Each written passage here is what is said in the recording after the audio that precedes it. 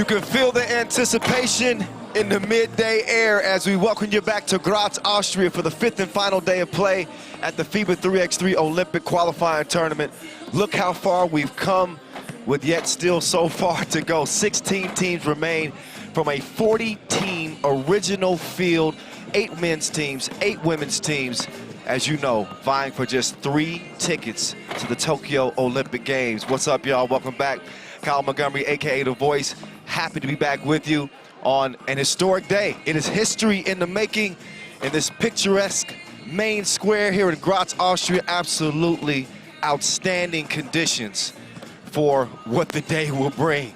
We're lacing them up for the biggest quarterfinals of these players' basketball lives, and we got all the big boys on deck. We got DJ Laz, we got Noah Lazarus, our MC, keeping it lit up in here inside the Thunderdome, the one-of-a-kind Thunderdome. It's been going down for 4 days, and 80 pool play games are in the book. So, again, 16 teams will lace them up for the biggest quarterfinals of their basketball lives. They're all 2 wins away from securing a spot in the Tokyo Games, which are now 55 days away.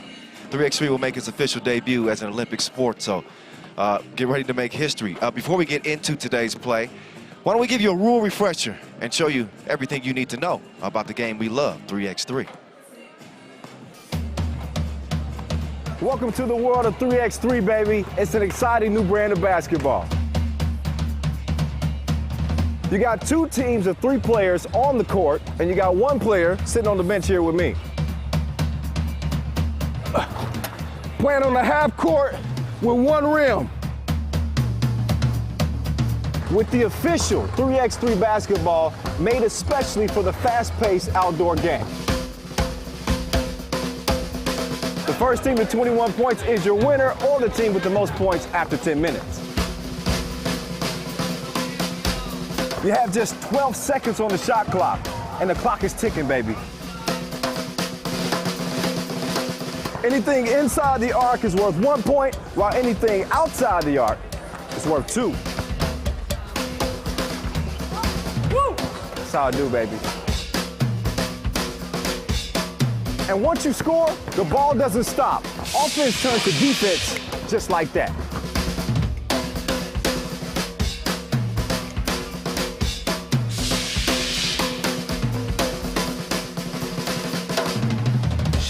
It's a 10-minute sprint.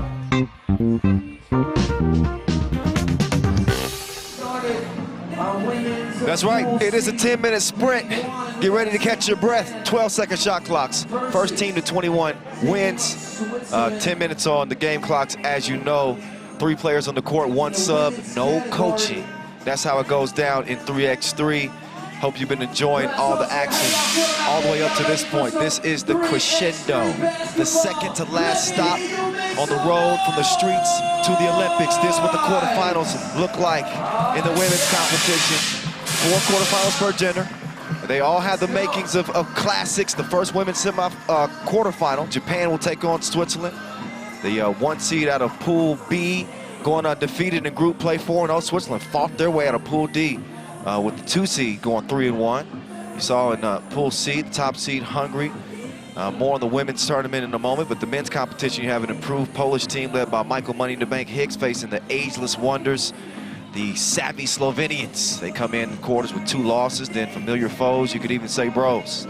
Lithuania and Latvia. They have to put their friendship aside for 10 minutes with a spot in Tokyo at stake. The Latvians unscathed at 4-0. The team USA, they'll meet the Netherlands, the red, white, and blue. Hungary still looking to put together their best game despite going 3-1. The Netherlands, we saw them battle-tested, forced to win 2 games on the final day of pool play here to get here today. And the final quarterfinal, a formidable France squad that has not lost yet here in Graz against a Brazilian team that has done nothing but shock people from day 1. It is day 5, y'all. Oh my goodness. Can you feel it in the air? This is big. It doesn't get bigger than this. A ticket to the Tokyo Olympic Games. Some dreams will be realized, while some will be extinguished right before our eyes here today. The teams have fought their ways to have an opportunity to represent their countries on sport's biggest stage. And they're about to take our center stage right here, right now. It is single elimination. A win gets you to the semifinals. A semifinal win gets you a ticket to Tokyo. Stephanie Mawuli wants to be one of those players heading to her hometown and representing Japan in the Tokyo Games. As you know, the men have already qualified for the Olympic Games by virtue of being the hosts. So we will see Team Japan there on the men's side, the women trying to earn their slot as well. And they are star-studded, aren't they? They absolutely are. There's their quartet of hoopers right there. Misa Nishioka, the last out. They, of course, are led by the dynamic, the explosive Mai Yamamoto, 33 points for her to lead this group. She's followed by Stephanie Mawuli, who's got 25 points coming into this one. Now here come Team Switzerland. This is a team that the field has certainly earned the respect. They play hard, they play tough. Picked up a big win in pool play over Spain, but did get shocked by Austria in that pool phase. They bounced back from that, and they come in here into the quarterfinals with one loss to their name. They're led by this lady right here, Marielle Giroux. 25 international caps to her name. She's been representing the right way. She's got 32 points to lead the way on this Switzerland team. She's been balling like Wilson. Avita Erminjard, second on the team in scoring with 19 points to her name. Customary coin flip as they will get it warmed up. Switzerland, your 12 seed. Japan, your 6 seed. In terms of head-to-head with these two teams, Switzerland 1-0, picked up a win at the World Cup 2019. The pool phase, there's Mai Yamamoto, world rank number 33. She's 21 years old, and she might be the fastest thing you see out here today. She's faster than the golden snitch. She is a blur. Marielle Giroux is going to have her work cut out for her.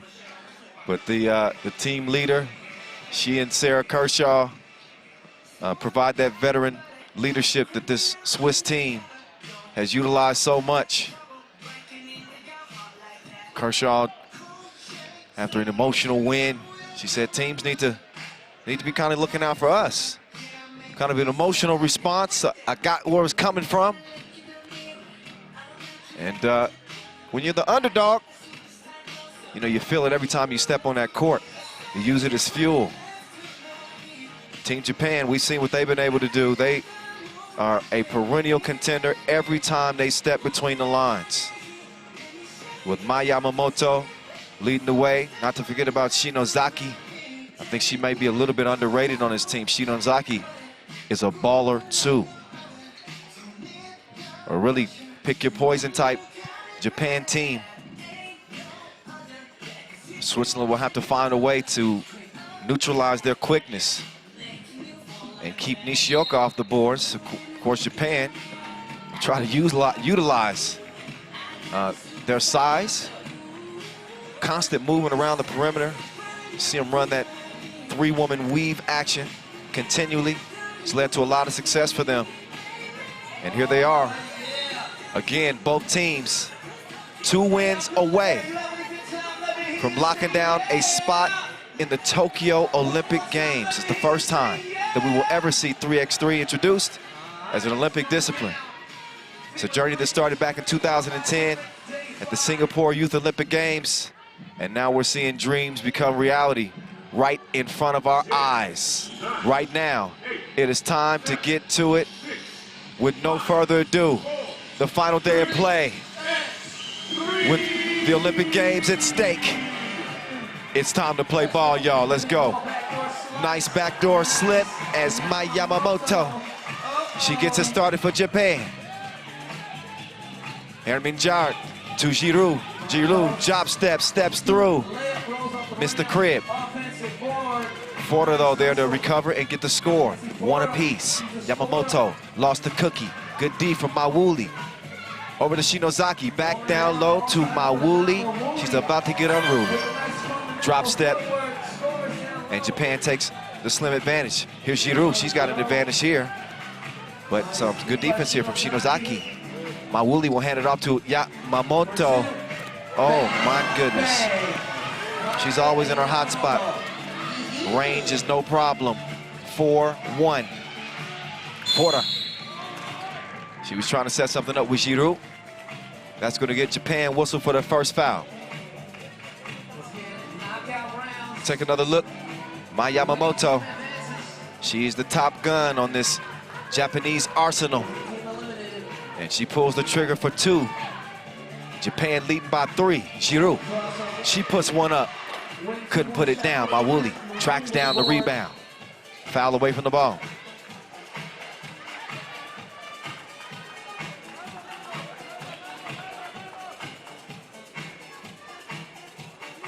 So Nishioka, she'll open the possession. Mawuli coming around, uncontested. The defense was vacant. Hermin Jari, tough shot. She gets it back, working on Mawuli. Excuse me, lefty scoop, have some. 5-2 game. Minute and a half into this one. Yamamoto drops it off. Nishioka trying to show the touch. Not so much. Stays where it's at, 5-2 game. Hermin Jard trying to fill in the blanks on the Switzerland team wherever they need her. That's where she wants to be. She got to her spot that time, but she did not make the crib. Shinozaki with the jab step. Hand up, so what? Laces. It's 6-2 now. Japan in front.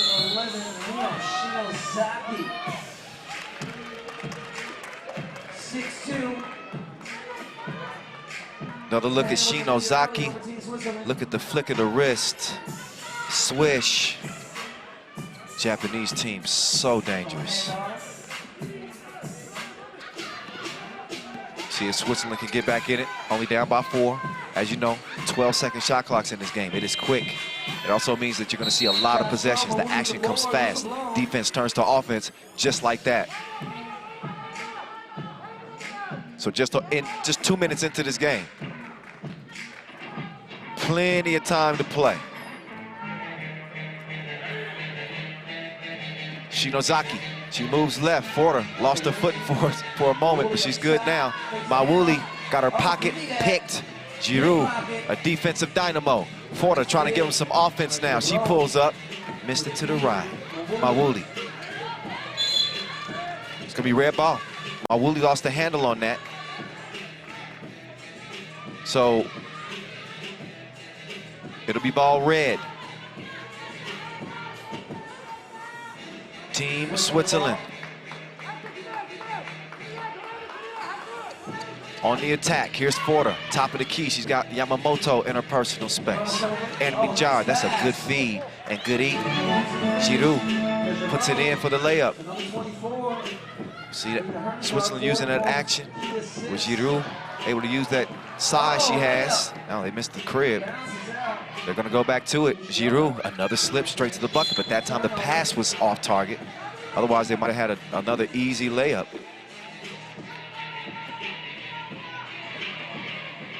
Nothing easy for this Swiss team as they earn their way here to the quarterfinals. Going 3-1 in pool play. Their only loss, a 1-point loss to Austria. The Cinderella story and nearly of the pool play phase. Shout out to the local teams who really put on a show, but only 8 can move on, and we're seeing 2 of them right here, right now. It is a 2-point game right here, right now. Under 7 minutes to play. Shinozaki gone with the wind. 7-4. It wasn't that windy. Kershaw's gonna get another look. She's gonna put it to the corner. Herminjard puts it up. Swishalicious.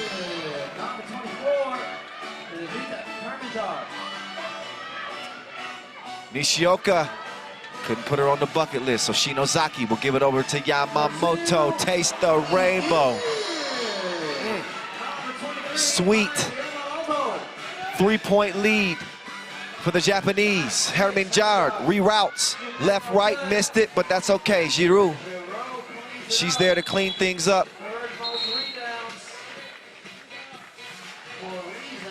9-7, that means it's a one-possession game. Look again at that last swish. Yamamoto. So out here is cheering for Team Japan. Make some noise for Team Japan, y'all. Let's listen into that Japanese hug.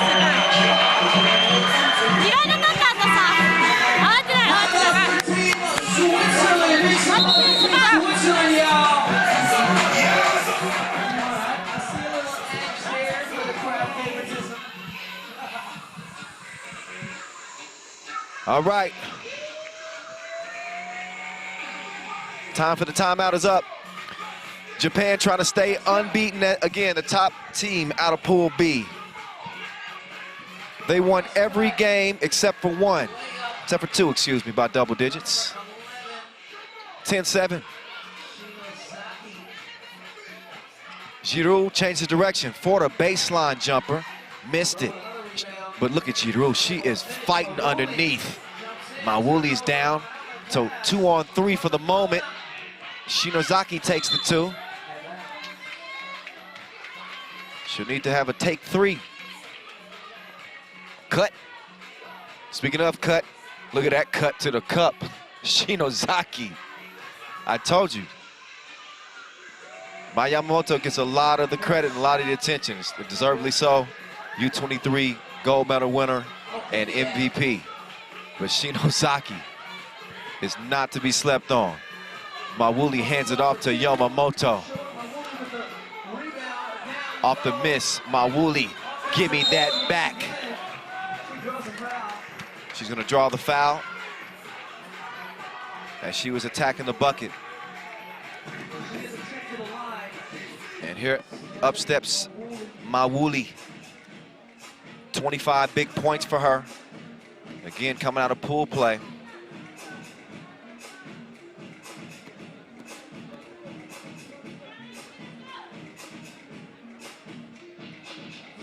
And the free throw is sunk. Nice composure at the stripe. Here's Herminjard. The tight defense from Yamamoto. She forces a tough shot. Shot clock violation.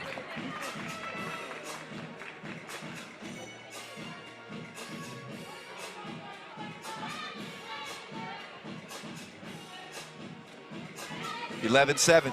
We're past the midway point.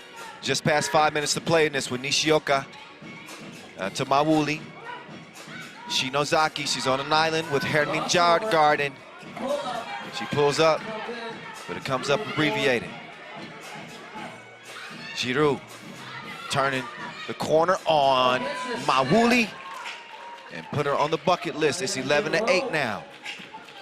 Here's Shinozaki, pull up, money. 4-point lead for the Japanese. Giroux muscling that one up. Mawuli's gonna keep it alive. Nishioka hands it off. Shinozaki thinking about shooting that 2. Instead, she does her dribble dance, drops it off. Good setup for Nishioka. Nishioka will draw the foul. Nice teamwork there.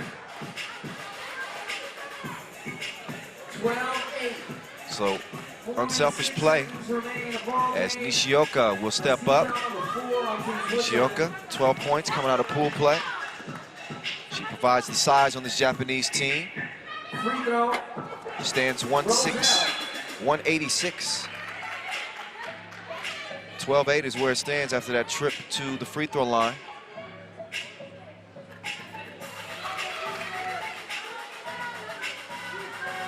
Now Nancy Forda will start top of the key with Yamamoto in defense. Sarah Kershaw, she's going to get it to Forda down on the baseline. Forta takes a bump down there, and that'll be foul number 3 on Japan. As you know, 6 fouls puts you in a penalty. That's a place you know, oh, 7 fouls. 6 is all that you are allowed to give. Point is, you don't want to be in a penalty. We do want to be in that Swiss huddle. Let's listen in. Elle met hyper beaucoup de pression en haut, donc essaye de couper sur les passes. Sur les on est trop loin de... Sur les sorties de balle aussi, il faut qu'on soit plus rapide. Prends direct la balle, sort plus rapidement. Ouais, mais si j'ai une petite, j'aimerais qu'on m'offre une passe. Ok. Let's go. 1, 2, 3, 6. Viens. On va sur le corner. Ça va? Vite.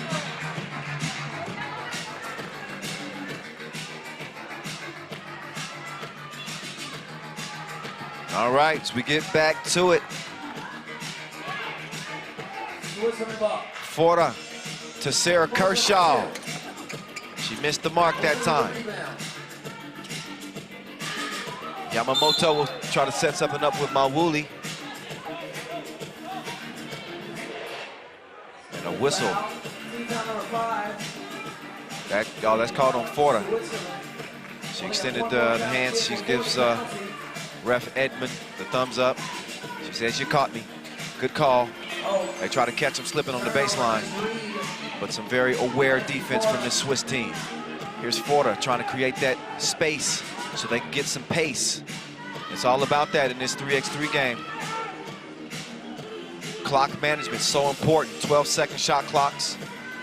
You want to get into your offense in a controlled fashion, but also with some haste too, if you get what I mean. It is quick, it is epic, it's Olympic for the first time ever. Kyle Montgomery, AKA the voice in your ear. Give us a follow on our social media at FIBA 3x3. We appreciate it.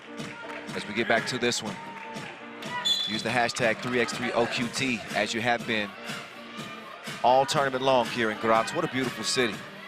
What a charming Central European city. Happy to be here. Erin Jard driving like an Uber employee. It's easy money as she gets to the crib.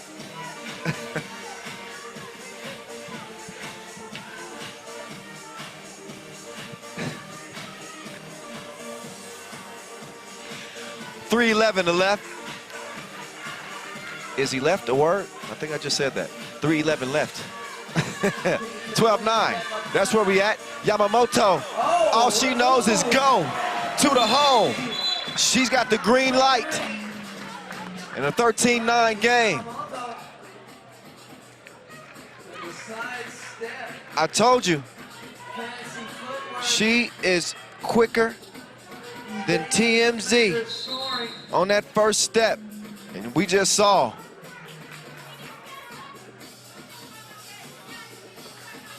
So we get a warning.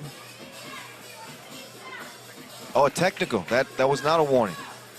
Japan hit with a technical after already being warned. I think they were having a conversation away from the ball. That'd be the reason for that technical foul. So free throw. Makes it 13-10. Erin Jard trying to, got to get something up. 2 seconds, 1 second. Wow. Giroux, she's gonna get Switzerland within 2. Now Mawuli 2. Yamamoto trying to create some havoc in that paint. That's beautiful. Sharing is caring. As Yamamoto sets Mawuli up for the score. Erin Jard trying to step through, but Mawuli gave her a refund. She's gonna mix it up. And as you know, in case you don't know, when the defense forces a jump ball, it is awarded to the defense. It is as good as a turnover. Take another look at Mawuli taking that pass from Yamamoto.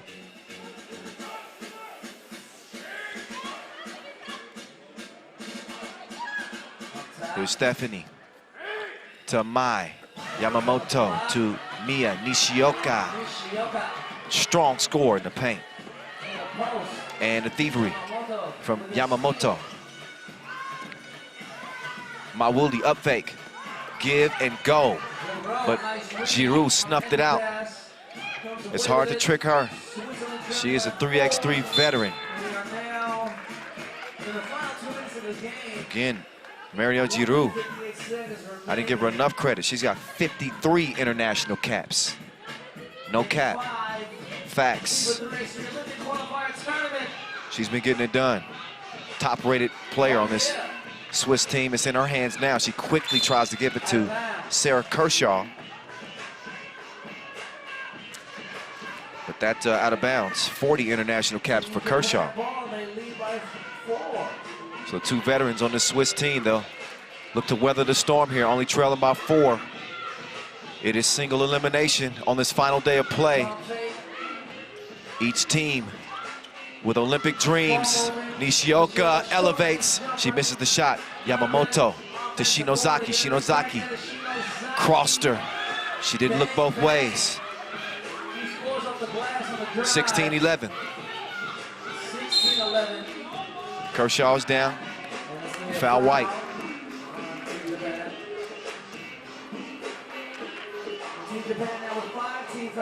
So a 5-point lead now for Japan. It is crunch time, without a doubt. If Switzerland's going to get back in this game, they want to make their move. Hermine Jard, she kicks it out. Giroux for 2. No. Minute 20 and counting here. They'll try to slow down the Japanese attack. Shinozaki, pocket pass. 17-11.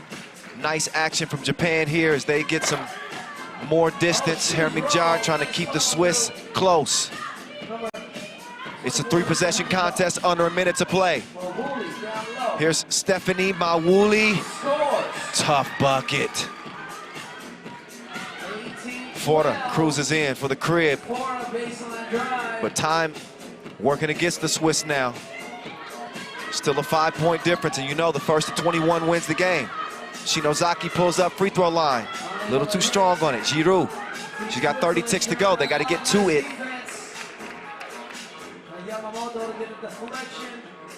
So the Swiss need to score and score in a hurry.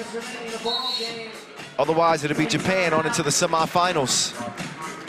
They'll move 1 step closer to joining the men. Let's listen in to the Swiss huddle. Rester ensemble jusqu'à la fin du match, on prend pas de tir à 2 points, on fait pas de faute, d'accord? Faut qu'on essaye de jouer, faut qu'on joue rapide sur les sorties de balle, prendre des tirs rapides, d'accord? On est obligé de marquer à 2 points, elles ont que 5 fautes, on va être agressif. Let's go! Allez, 1, 2, 3!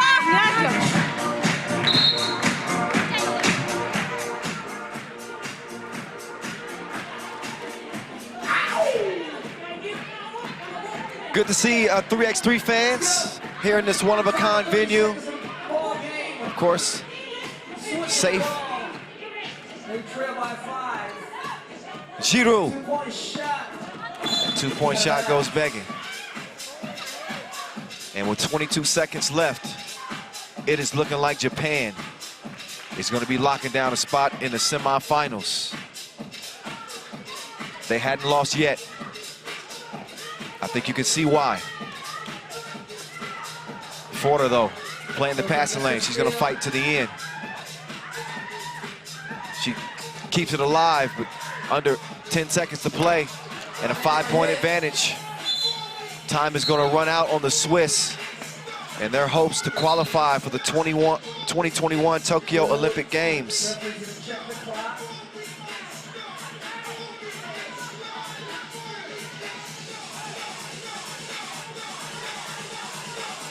Only a select few.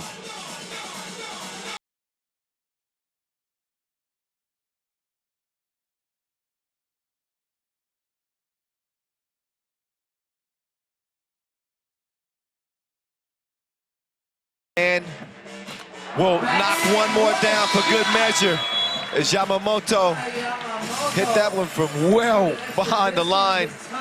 And it is Japan on into the semifinals. They will move 1 step closer to securing a spot in the Olympics, joining the men in their own backyard. The Japanese get it done over the Swiss in dominating fashion. But nothing for Switzerland to hang their heads about. They gave the best effort they could. and put together a great display here in Graz. So congratulations, Team Switzerland. But this day belonged to Japan. This post-game interview belongs to Stephanie Mawuli, who's standing by with Julien Debove. Stephanie, you knew that Switzerland was a very good team, and with Marielle Giroud inside, they would try to attack you, but you managed to win as a team. Yeah, it's very tough. I played Switzerland before in World Cup, so I'm happy to win this game, yes. Yes, first you avenged your loss against Australia, now it's Switzerland. Look, I'm going to make it easy for you. I want you to speak Japanese now. Okay. There are so many fans watching you and supporting you. TV Asahi, on Abema TV. Is there anything you want to tell now to the Japanese fan in Japanese? Thank you. 日本で応援してくれてる皆さん、本当にいつも応援ありがとうございます。温かいメッセージ全部自分たちに届いているので、必ず次も勝って笑顔で帰れるようにしたいと思います。本当にありがとうございました。Thank you. ありがとうございます。ありがとうございます。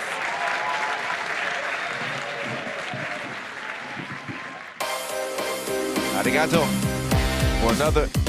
for another outstanding performance, Team Japan. I told you they were tough. They could do it to you any kind of way. I mean, outside, inside. The problems that Yamamoto presents are often too much for teams to handle. She gets into that paint. She's an unselfish player, not afraid to set her teammates up. And capable shooters all around, but my Yamamoto, the MVP of this Japanese team, put on yet another display. Top 3 scorer coming out of pool play. You see some of the action Japan ran, and Mawuli set Shinozaki up. It was a valiant effort from Marielle Giroud. But that young lady right there, she is serious. No joke. And this entire Japanese team looks focused on getting a spot to Tokyo. What a dream it would be to represent their country in their homeland. They're one win away from doing just that. A few last looks at Team Japan. Stephanie Mawuli salting that win away. Japanese coaches exchange some love with the Swiss coaches. And a brief celebration for the Japanese. They will get back to work in the semifinals. Who will they face? Well, that's why we have other quarterfinals for. This is quarterfinal number 2. And we have the number 1 team in the world on deck. We'll see them in a sec. But first up, it's going to be Team Hungary.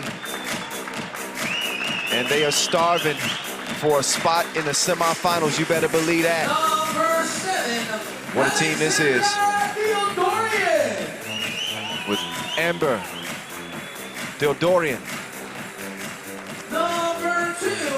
Dora Medjesi, Claudia Pop, and the ever so dominant Saisha Gori. It got gory for anybody that was trying to defend her. Top scorer coming out of pool play, Saisha, with 42 big ones through 4 pool play games. She is the centerpiece on this Hungarian team. Got another explosive guard in Claudia Pop. Mrs. Do-It-All, Dorian. We'll see what they have against the world number 1, Team France. They've dominated nearly everything that they've stepped foot on. Women's Series won 6 of 9 stops in 2019. Gold medalist at the Europe Cup 2019. It's your MVP of the Women's Series. Filet mignon. And the number 1 ranked women's player in the world, Leticia Guapo. Number 2, Minya Touré, Mariette Paget, and Sona Lucé. representing Les Bleus. Team Hungary versus Team France for our women's. Team France, the only hiccup that they had in pool play was a 4-point loss to the United States, but it seemed to wake them up. It was a wake-up call, and they just blazed through the rest of the competition. Dismantled Germany 21-12, then beat up on Indonesia 18-6. Uruguay had no shot, 20-9. Got a couple of the best refs in the game. Ref Vlad, Ref Yasmina will handle the officiating duties. And there's your top scorer coming out of pool play. She should come with a warning label. She's beyond dangerous. And there may not be a remedy for Saisha Gori. Might be able to say the same for Minya Touré, the 26-year-old, one of the most dynamic scorers in all of 3x3. A Wilson ambassador, and she can put that Wilson in the cup, can't she? You know she can. What can Claudia Pop bring to the table? Outstanding vision. Saw that on display in the final day of pool play. She had a couple of just ill dimes. She will set the table up for you perfectly. I think the emotional leader on this team, Dora Medjesi, she's hit so many big shots for Hungary over the years. And talking with the coaching staff, they told me that this team is together. They are all about each other. There's so much profound love within this group of 4 ladies that it translates to the court. And here they are with a chance to advance to the semifinals. But they will have to get through the mighty France. So here we go. It is Saisha Gori wasting no time to put somebody on the bucket list. Hungary out 1. There's Paget on the cut. Receives the package from Touré.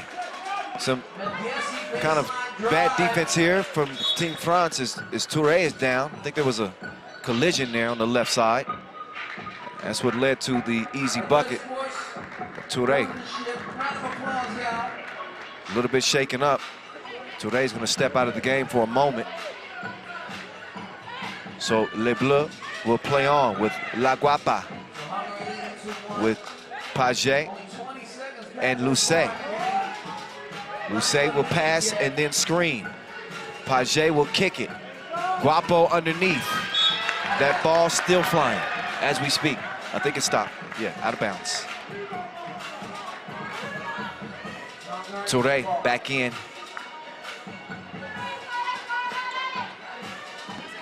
And here comes Dora Medjesi. Good look. Gori off balance. Couldn't get the bucket to go. Now Touré takes him on a tour straight to the rim. She's been there many times. She can tell you all about it. She is a certified bucket. As Filet Mignon will step up to the free throw line.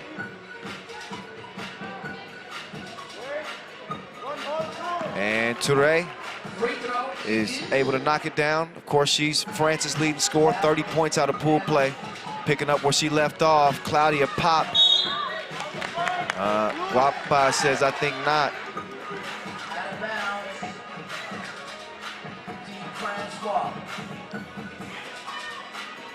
Here we go, Paget now. Her pass is deflected.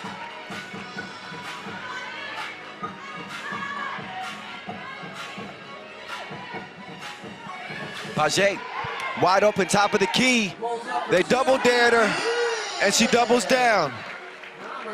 The Duke is good. Double deuce to the crib. Gori makes it a 3-5 game.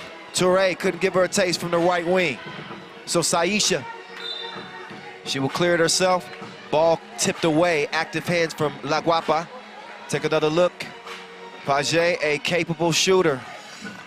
And she's got it off safety. She hits her mark from 2 range as France enjoy a 2-point advantage. Medjesi being harassed by Paget. Cross-court pass to Theodorian. Girl by Lucet. Oh, Touré Ho, ho, ho. A little bit of ankle danger there.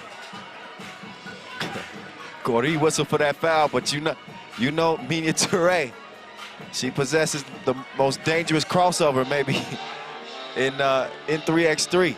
Here's Guapo. Too long on the shot, but she will track down the rebound, runs into some traffic. Foul White. And a warning for White. Ref Vlad, he said, I'm not hearing it.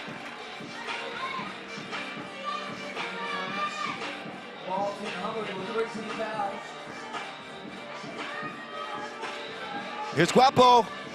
Oh, the world #1 taking 2. It's a bad shot, so it goes out of bounds.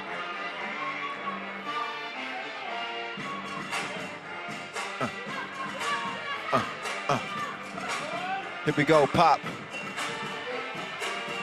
She's gone in an instant, but she misses the layup. She was too fast for her own good that time.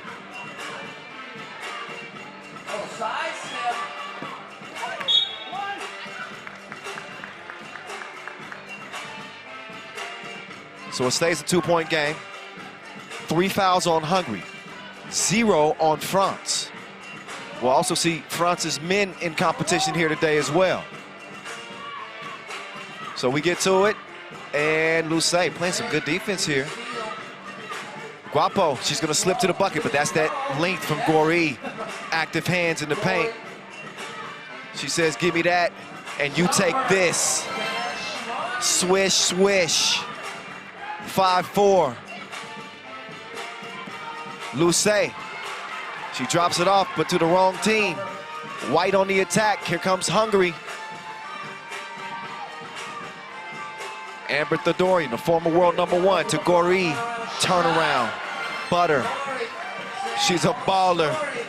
Page trying to answer, but she can't that time. Gori, she clears it herself. She's got Medjesi.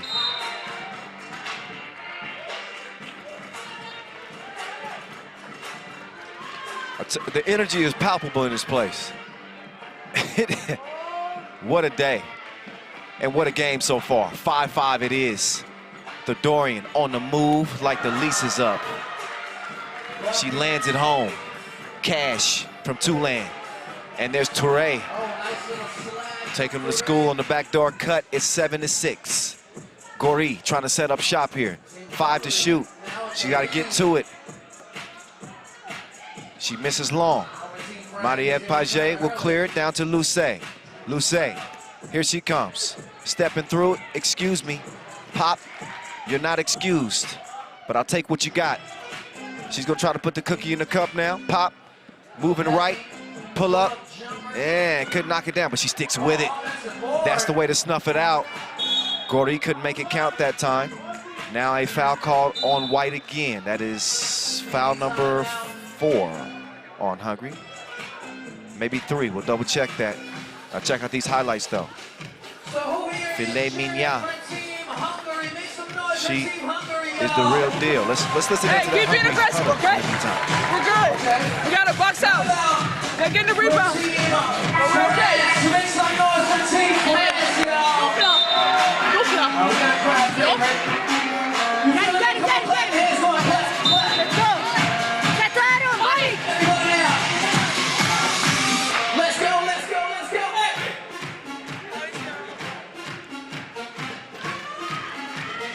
So here we go.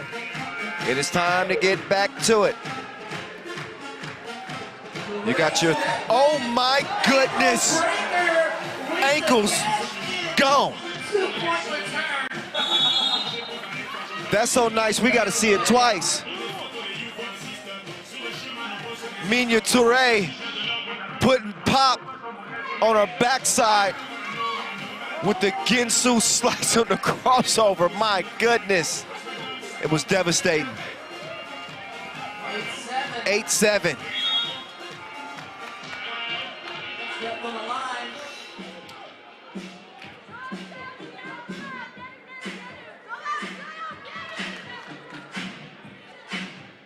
Eight-7 game. That ought to wake you up. Lucé Quick stab. Oh, she missed the crib. Gori comes down with the rebound. Gori, whistle.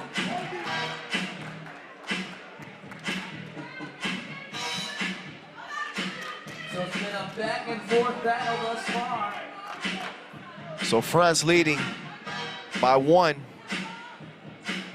We approach the halfway mark. Medjesi defended by La Guapa. It's a steal, but that crossover. We just saw how dangerous Touré is. Oh, and finishes with some softs on the left side. She's in the zone right now. Gori comes around, gets the score. It's 9-8. Gori going back to work. This time just inside the 2-point line, it's a miss. Paget quickly past the D, and she's uncontested to the rim. 10-8, Team France. There's Medjesi. No, from Guapo. Take another look at Marie-Ève Paget. Split through that Hungarian defense. Nobody home to defend the rim, so she puts it in. It's only a 1-possession game. Claudia Pop could knock it down with the tough D of Marie-Ève Paget. Here's Touré, the Dorian's turn to try to slow her down. Instead, she gives it up. Lucé, she's gonna kick it out, but she shuffled her feet. Travel. Turnover to Hungary.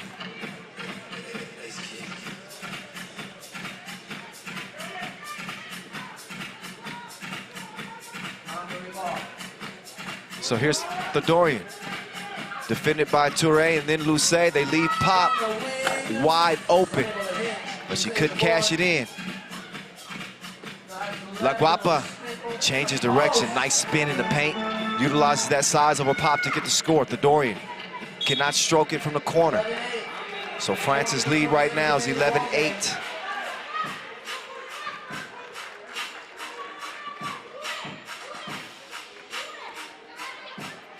Paget will take the handoff. Guapo, after the screen from Lucé, she's gonna use it. And she gets to the rack. That is how you attack. She gets the foul in the process and a chance for a 2-point play. She had Medjesi on her hip, and she's able to finish. So the world #1, Leticia Guapo, will get a chance to make this a 2-point play here. And, oh, she does not, but the ball finds its way back to her. Apparently it likes La Guapa. And this time she puts it in the hole.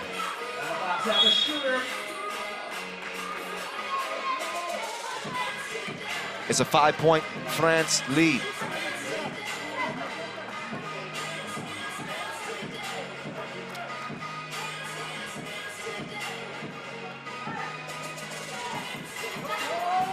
A 13-8 game. As we got 4 minutes left. Gori comes free. Good awareness there from the Dorian to drop that off.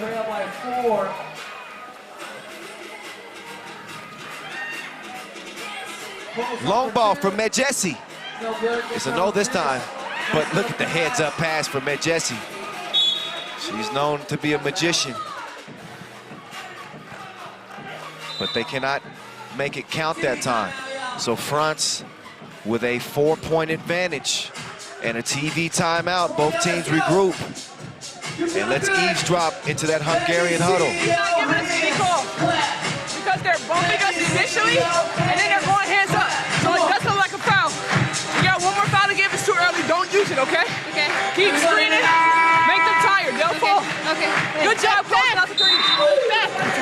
Get it, Jay. Get it. Everybody all together. Let me hear you make some noise. As you heard, Saisha Gori, she says don't foul, play smart. Hungary with one more foul to give. 7 puts you in a penalty, they're at 5. Paget doing her dance. She got her on the back cut, but she couldn't get the layup. So a 4-point game it stands. Pop. Before she heads to the cup, it was a foul called on France, which is number 5, Guapo, grabbing all on Gori. Dorian with Touré in defense. You see France switching. And there's Luce. She is locking in too. See the passion coming from Les Bleus. These are two perennial powerhouses in the women's competition in 3x3. If there's a final day of play, more times than not, they're gonna be there. Nobody there to stop Touré as Filet Mignon is making a meal out of Hungary to this point.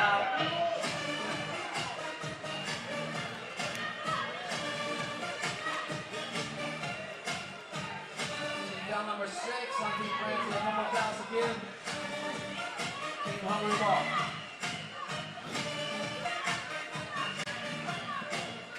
So here's Pop now. Got to her spot, but she couldn't make it count.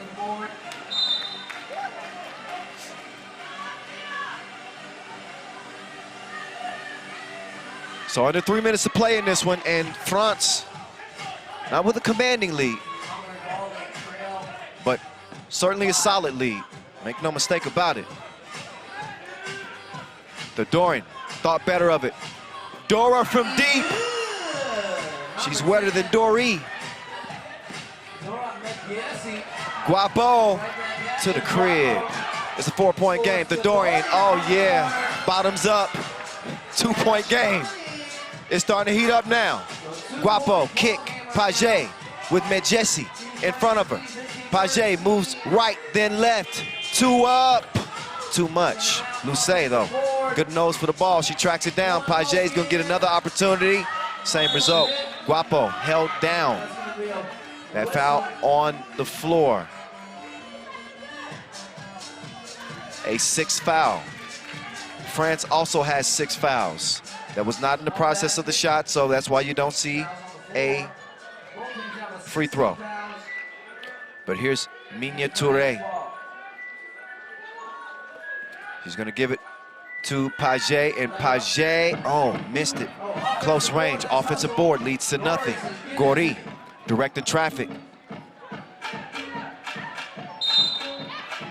And Dora is fouled by Paget.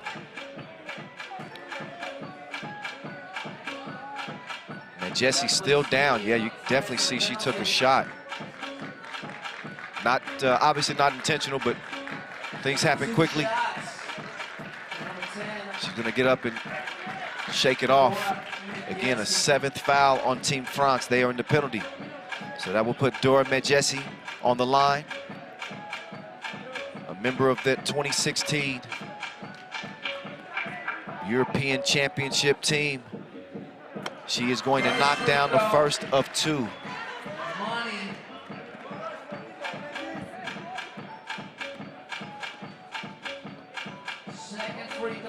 Second free throw from the Magician is good as well. 15 all, in and out. Oh, but Touré off target on the pass. So ball out of bounds to Team Hungary. Eyeing a spot in the semifinals. The Dorian, oh, her pass just out of reach. And they give it right back over to France.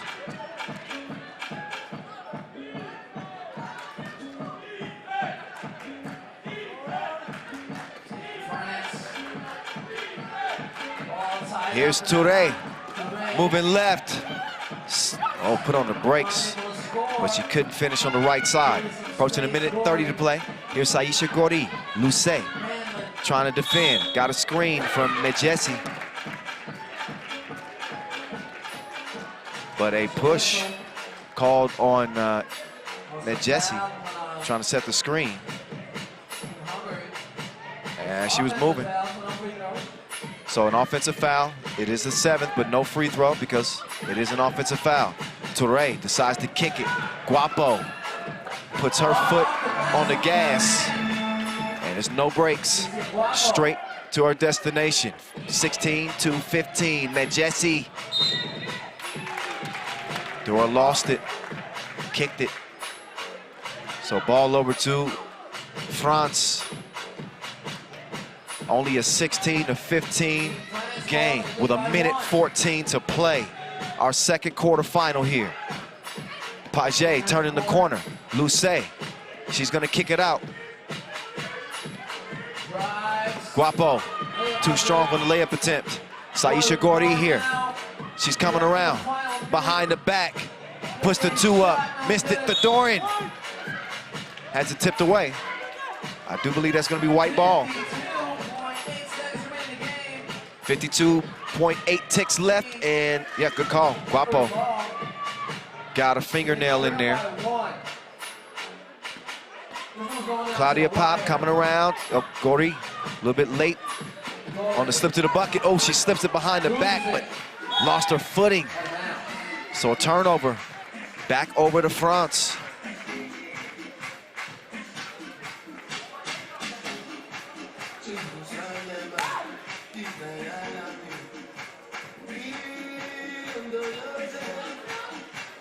One-point game. Minya, pass is stolen. Theodorin. Love the hustle and the effort, but she couldn't get there. Sliding in a home base. Great effort. No 2s, give them a 1, okay? But do not let it easy, okay? No and 1 foul. We got plenty of time. We got about 3 possessions left, okay? Let's go. Let's go. Let's go. No, we don't have 3, 2, 3. Love what Saisha Gordy said in that huddle. She said 3 possessions left. Again, this is a game with 12-second shot clocks, so 33 seconds is still a significant amount of time. She says, don't foul. Don't give them anything easy. Certainly no 2s.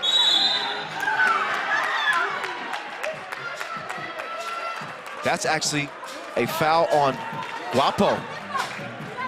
She's called for the hook. Offensive foul. Look again.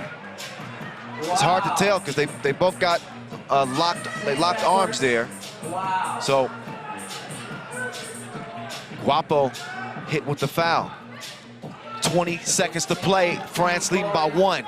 Gordy trying to even things up, and she goes off the window. It's 16 apiece, and it's gonna come down to the wire here in our second quarterfinal. France on the attack. Nobody more dangerous than Filet Mignard, but she leaves it short on the shot, so that means that Hungary will have a chance to potentially win this thing. Dora Medjesi en route to a silver medal at that World Cup 2019. We saw her heroics against Spain. What will Hungary have in store now? Gordy puts it up late, and she doesn't get it to go. So that means we're gonna have overtime in OT. Pay very close attention, because the rules get complicated. The first team to score 2 points wins. First team, Hungary. Make some noise for Team Hungary, y'all. Again, write this down if you must. Team of France. Make some The team noise for Team France. first to score 2 points wins. It's that simple as we get to OT. I'm just having some fun with y'all. It's day 5. It's serious business. But y'all know. Y'all know how we do. We got a thriller. We got a classic in front of us. OT begins. First to score 2 will go to the semifinals. Paget driving. She puts up the 1. Gordy will clear.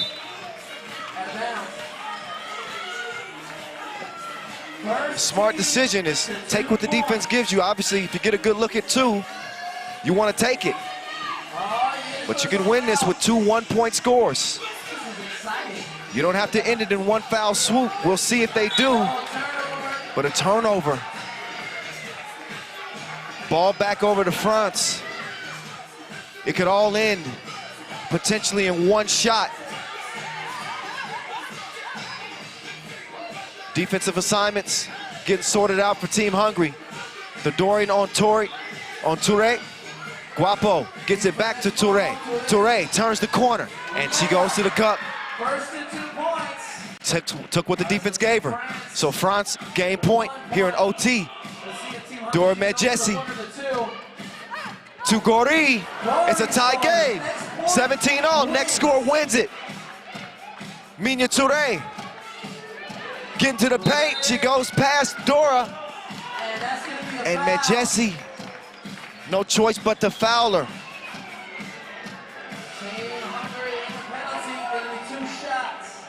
So again, by virtue of being in the penalty, this game rests on the hand of Minya Touré. She misses the first of 2.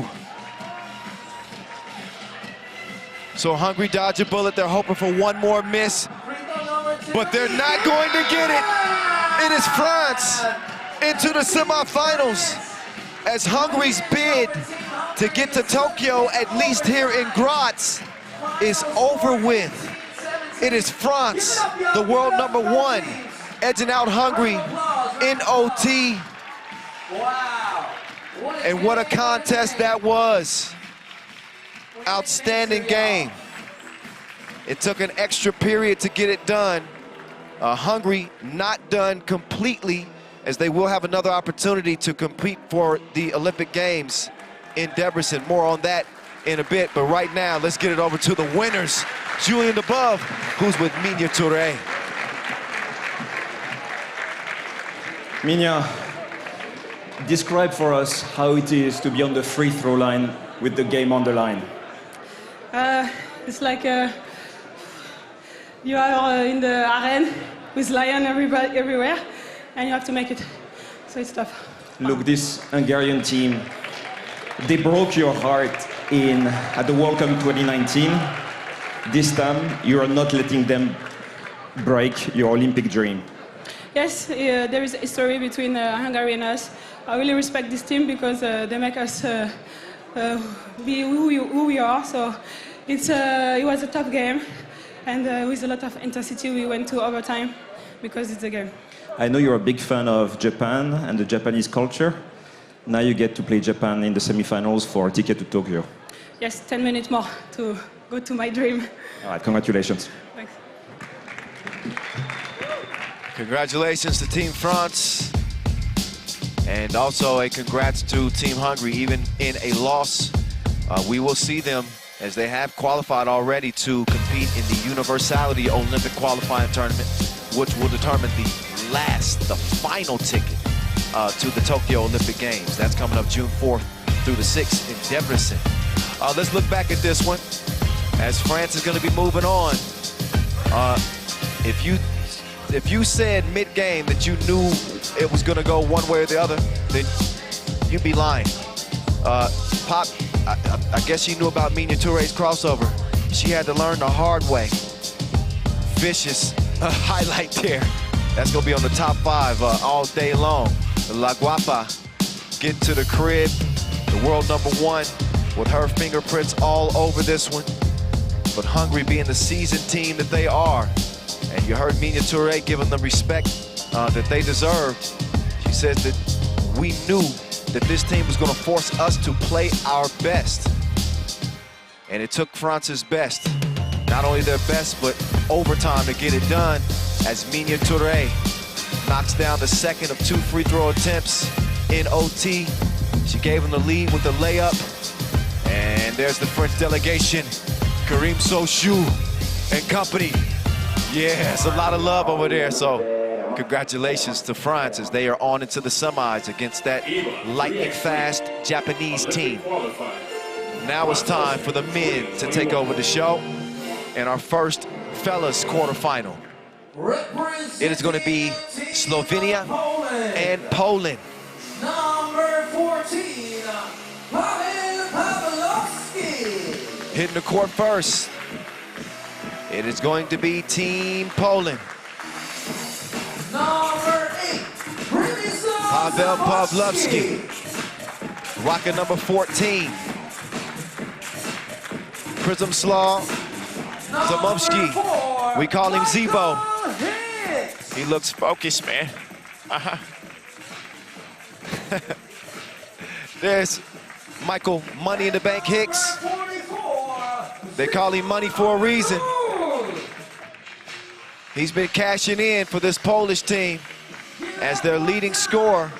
26 big ones for him.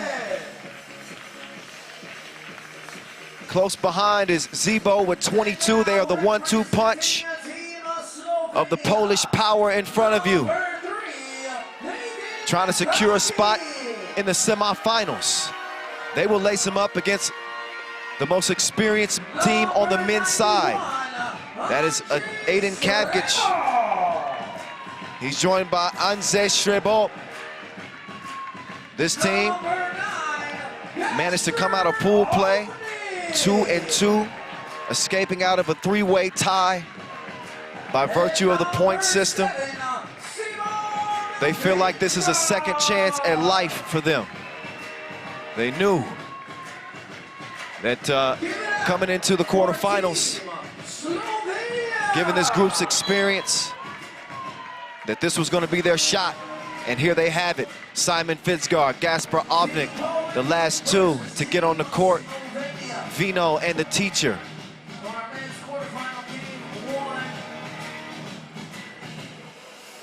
Slovenia in the blue.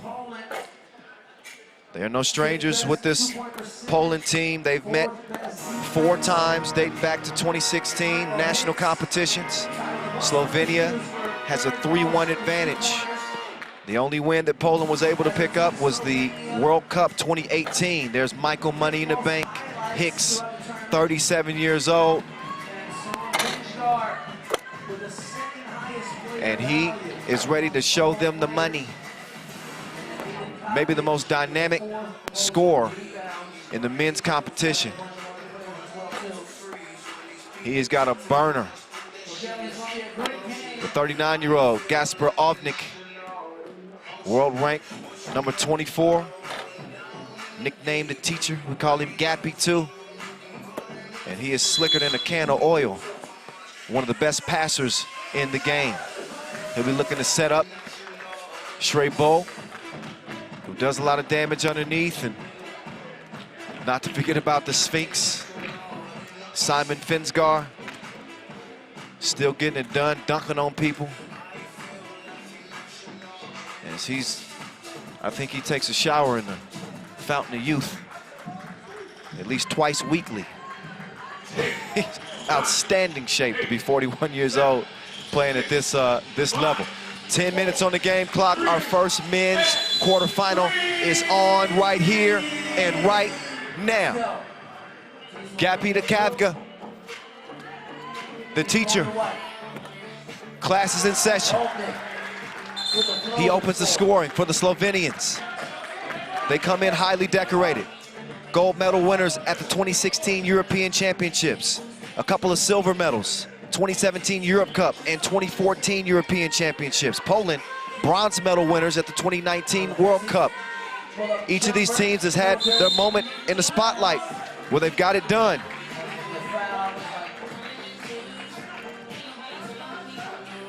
A 3-1 Polish team coming out of pool play. Their only loss coming to Mongolia. Here's the Sphinx trying to work on Money in the Bank. Kavga streams to the rim. He lays it in. It's a quick 2-0 lead for the Slovenians. Here's Money trying to do his dance. He misses it left.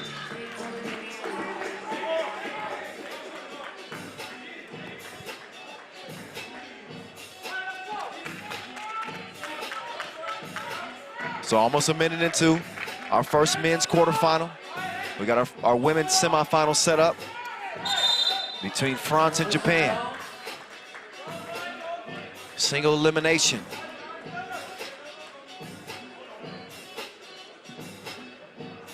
The teacher will get it over to Szrebel, working from that left elbow. Back out to Vino, but he couldn't drain it. Zebo attacks the rack, but doesn't put enough on it. So it stays 2-0. Slovenia trying to make use of this second life they have. Finsgaard just lost his foot in there, trying to turn the corner quickly. Want to thank our ball and apparel sponsor, Wilson. Our official timekeeper, Tissot. Before we move any forward in this one, they help make this 3x3 thing possible. Zebo gets Poland on the board. Gappy could make Michael Money in the Big Bank Hicks pay. Now here's Money going to the bank. No deposit that time. Fouled on the drive.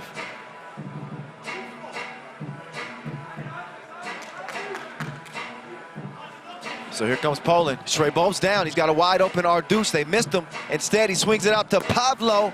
And Pavlo, too strong on the 2. It's a 1-point game. Hicks giving Schrebol a bump. And Anze will step up and shoot a free throw. Hicks will check out.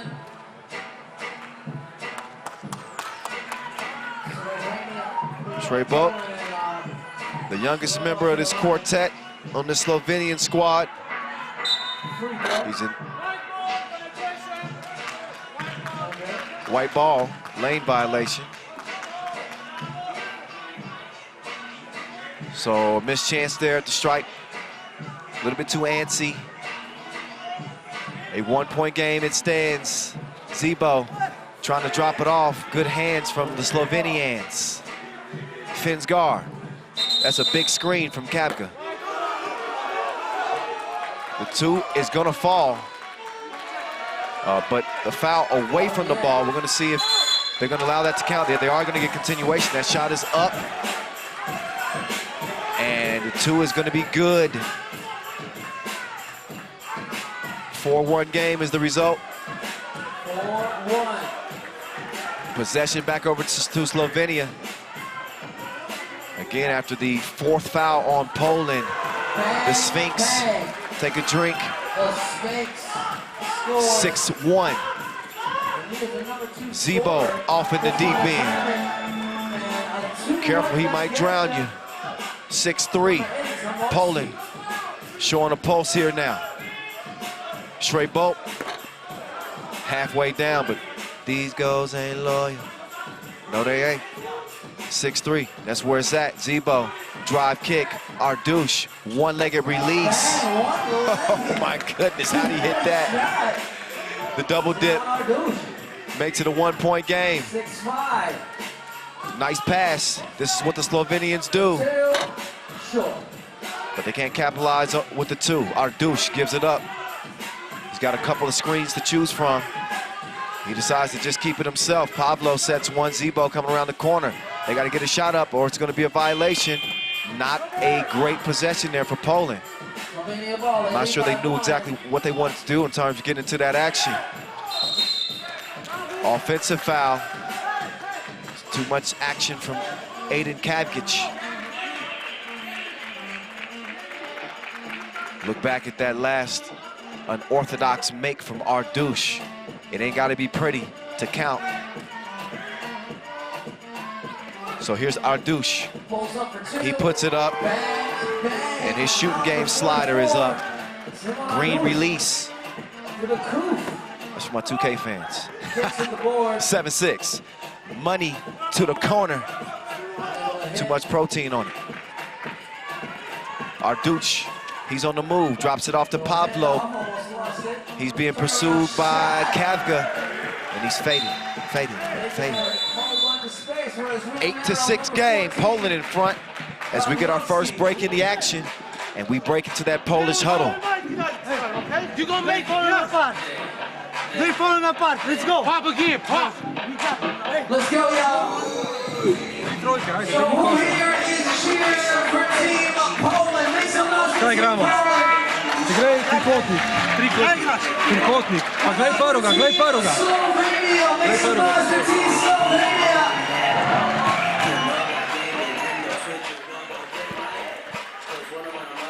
So Kavga will stay on the bench. Vino, top of the key. Oh, trying to sneak a pass in there, but it is stolen. So here comes money in the bank.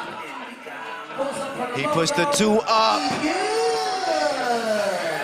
He's invested. 10-6.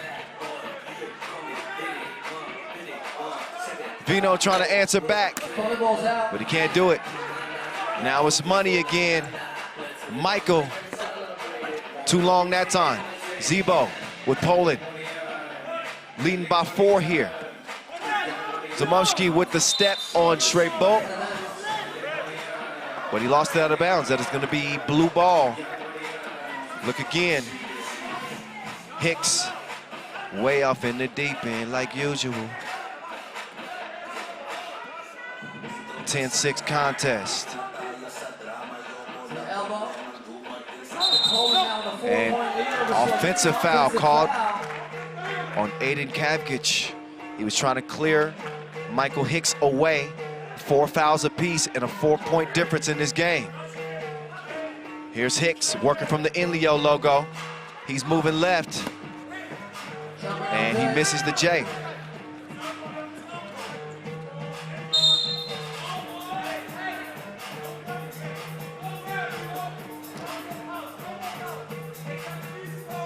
So you see the contact there, and the 5th foul.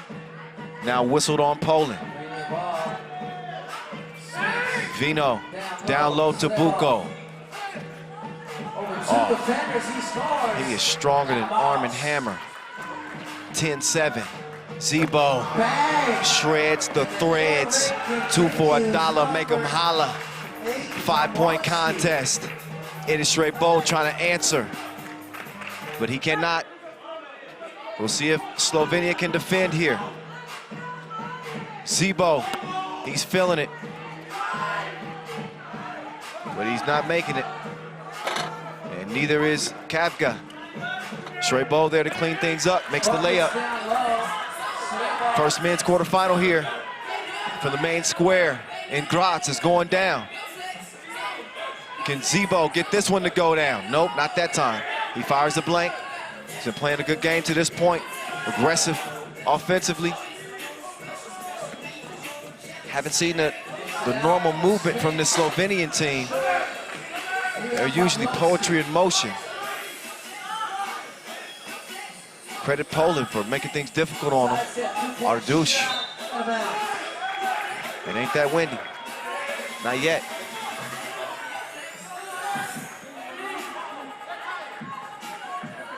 Back at that last deep strike, and then Shrebo getting to the rim. And gonna be out of bounds. Over to Poland. Ref Marcos, ref Edmund officiating this one.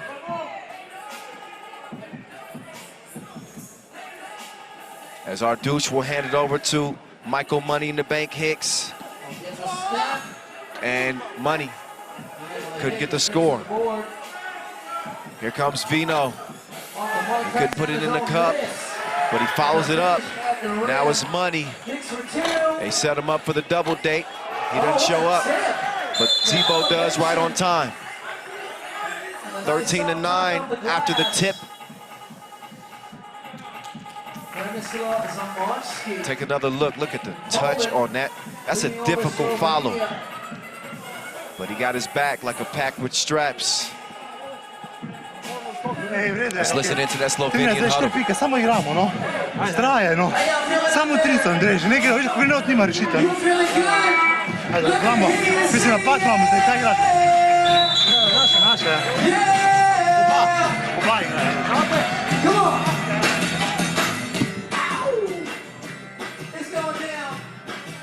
As you'd imagine, the emotions are flowing with lifelong dreams at stake here on the final day of play. Poland enjoying a 4-point lead. Make that a 2-point lead as the Sphinx gets the double to go down. Zebo, he chunks the deuces. Piece up, and he knocks it down. 15-11. So right now, Poland, they got the answers like Alexa. Whatever Slovenia brings them, they bringing it right back.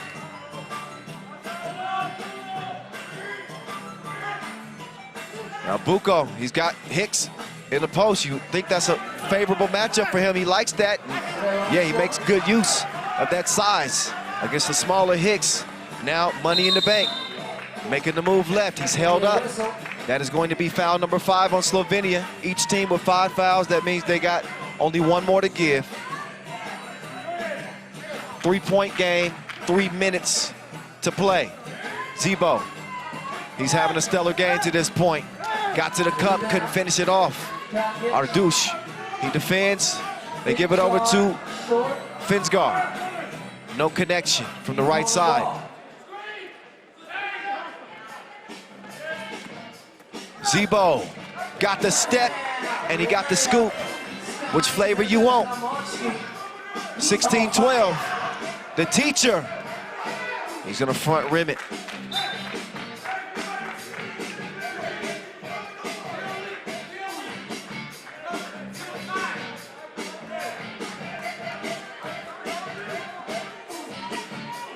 So Poland will start by handing it off to Ardush. Hicks comes around, that's some good action. He's got Pavlo diving to the bucket. And Poland do a great job moving that ball. Now that is poetry in motion. That's normally what you see from the Slovenians. So Polska taking a page out of their book. And the Sphinx is still having trouble finding his mark. It's a 17-12 game in the 10-minute sprint to 21. Hicks, he got range. He might need to get himself a rover. 19-12, but it's answered right back. Now Hicks, misdribbled it out of bounds. I think he was trying to sell the foul, but Ref Marcos wasn't buying it. Look back at that 2-point hit from the Sphinx. And then Hicks taking a hit from Kadga. That will help him lose the ball. Let's listen. No tools! Listen, we want to be right now. Don't finish, they dead. They're fucking dead, look at them. Let's go. Breathe and you go in. Come on. Hey, Polska. No tools! Polska, raz, dwa, trzy. His former national team representative, Peter Reinkiel, a part of this coaching staff. They got a 5-point lead, 19-14. Possession to the Slovenians, though. Their backs are against the wall a little bit here. They got to find a way to string together some stops if they want to get past this Poland team. Finsgaard over the straight ball, high arc, halfway down, but comes out. Zebo, he wants some space. Pavlo sets the screen. Zebo, look, one hand. 20-14 as Poland's within a point of moving on to the semifinals. The Sphinx pull up, and he cannot get it to fall. Straight ball, can he get one to go? Thank you. It's a 20-16 game with 1:15 to play, so that will keep Slovenia alive. But how long? We're about to find out. Zebo missed it front rim. I think Hicks was looking for the ball down low. But Zebo's been balling and leading Poland to this 20-16 advantage. Gappy, oh man. The Slovenians just not on the same page.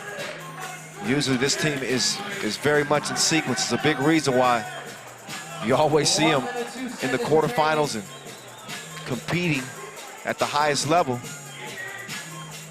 because of the way they move the ball, because of the chemistry on this team. Oh, Hicks spinned on him like a spiral, and that's your ball game. Money in the bank with a big deposit that will send his team to the semifinals. Slovenia's run is done here in Graz. Again, 21-16 is how it ends, with the ball and money in the bank's hands. So Slovenia They have automatically qualified to the Universality Olympic qualifying tournament. They are not done yet. They will have one more shot. But right now, center stage belongs to Polska and Michael Money in the Bank Hicks, who's standing by with Julian DeBub. Ju, it's on you. Mike, you scored the game winner, but this game was proof again that Team Poland is a team. It's not a one-man show. Yes, it's been like that from Czech Republic. You know, I knew coming in here that, okay, I'm Money in the Bank, but if we want to make it and fulfill our dreams, we need to have a team effort. And today was a perfect example. Zebo, Shimmy made some big twos. Pavel gonna make them next game, but we're gonna keep rolling. You're just one more win away from Tokyo. How do you feel? I mean, that's all I can ask for. We got 2 games to win 1. And I'm very happy where we are. We still haven't played our best basketball. I still haven't yet to show what I can do, but I'm gonna show it. Okay, we're looking forward, man. Thank you. If they haven't played their best ball yet, that's scary because Poland's look pretty good. Only 1 loss here in Graz, and they put it on the Slovenians in this one. Slovenia, just a touch out of sync compared to what we normally have seen from this team, who has been one of the most successful countries in national competitions over the years. They just ran out of gas here in the quarterfinals and ran into a buzzsaw. The man known as Money in the Bank Hicks, he was cash all day long. 2-piece from distance, and how about Zebo providing the 2 to the 1-2 punch on this Polish team. Great play from Ardush as well. You saw him get his shot to fall from long range. Poland able to keep Slovenia in their rearview mirror. And despite a little bit of a charge late, you saw the Sphinx knock down a couple of 2-pieces that got them within range. Poland maintained their composure, and they get it done. Zebo to the crib. Shrebo pulled within 4 there, but there's your game winner. That spin will get you nauseous if you're on defense. And they've got to watch Poland go on into the semifinals. Who will the Poles play? We about to find out up next as the action rolls along. It is Lithuania versus Latvia. Friendly fire as these neighboring countries they practice with each other. They're good friends. They won't be exchanging too many pleasantries once we step between the lines here today. I was talking with Lithuanian coach Danaeus, and he was saying, look, yeah, we like these guys. We love that. But when we play, throw it out the window because a ticket to the Olympics is on the line. So for now, it's going to be Latvia and Lithuania as frenemies. Maybe they can have a beer one day. But right now, it's going to be a fight. Latvia out first. A lot of people see this team as the favorite in the men's competition. I'm not going to be the one to argue with you. Latvia has been perfect to this point. They got the #1 player in the world with Norris Miezis, AKA Robin. He ain't nobody's sidekick. Carlos Lasmanis, Batman, Egdors Krumins, and Agnes Chavars. Out comes the Lithuanians. Modestas Kupis. Darius Tarvidas. Sharunas Vingelis. And Aurelius Pukelis. A very, very dangerous Lithuanian team with the big man in the middle. Pukelis leading the show. Tarvidas, their leading scorer, 27 points. He's athletic. He banged on somebody yesterday. He and Vingalis both coming in with 27 big ones. They've been the primary 1-2 punch, and that's scary because Aurelius Bukelis is their top-ranked player, #1 out of that country. But it has been the Tarvidis and Vingalis show for Lithuania. So no need to look at any tape in this one. They are familiar foes. But foes are the operative word. Forget the familiarity. They are enemies between the lines. Who wants to deal with that man right there, Norris Miezis? Not me. I wouldn't want to be standing in front of the menace. He's #2 on this Latvian team in scoring. He's got 23 points coming into this action. Carlos Lasmanis leading all male scorers out of pool play with 33 points. There's Aurelius Bukelis. 3rd on this team, this Lithuanian team in scoring. He hasn't had to do a whole lot of it again. And Vingalis and Tarvidis doing much of the heavy lifting for this Lithuanian team. They're looking on. And it's all business, like the front of the plane. It is our second men's quarterfinal game. We know that Poland has moved on. We're about to see who moves on to meet them in the semis. Lithuania, Latvia, all up in your face, and it's on. Here we go. Off the Miezis miss, Let's go. Lithuania will now attack. Bukelis out on the perimeter. They let Tarvidis establish position. And the Latvians hit with a quick foul.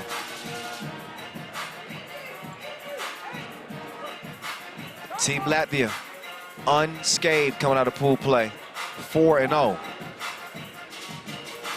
Nobody had anything for them. Meantime, nobody home. Out of bounds, that one's turned over. But the Latvians, the #5 overall seed, the #1 seed out of Pool D. They average 21 points per game. There's Batman. Oh, got defended well by Tarvidis. And that length of Tarvidis is really could make things difficult on Batman. The former world #1. He's now world #2. Krumans chunks the deuces, not this time. Stalemate thus far. Chavars fades away.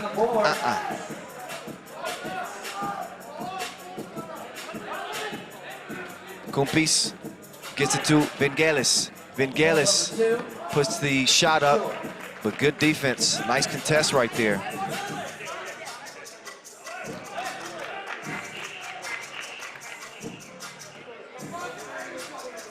So the iron door will start the possession.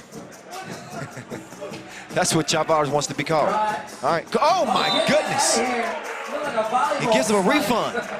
No wait for processing. Take that back. We got to check the ball pressure. Tarvidis with the gangster slap. Miezis. Pardon me. I got places to go and buckets to get. There's one. As Latvia strikes first, Tarvidis was popping. Nothing on that possession.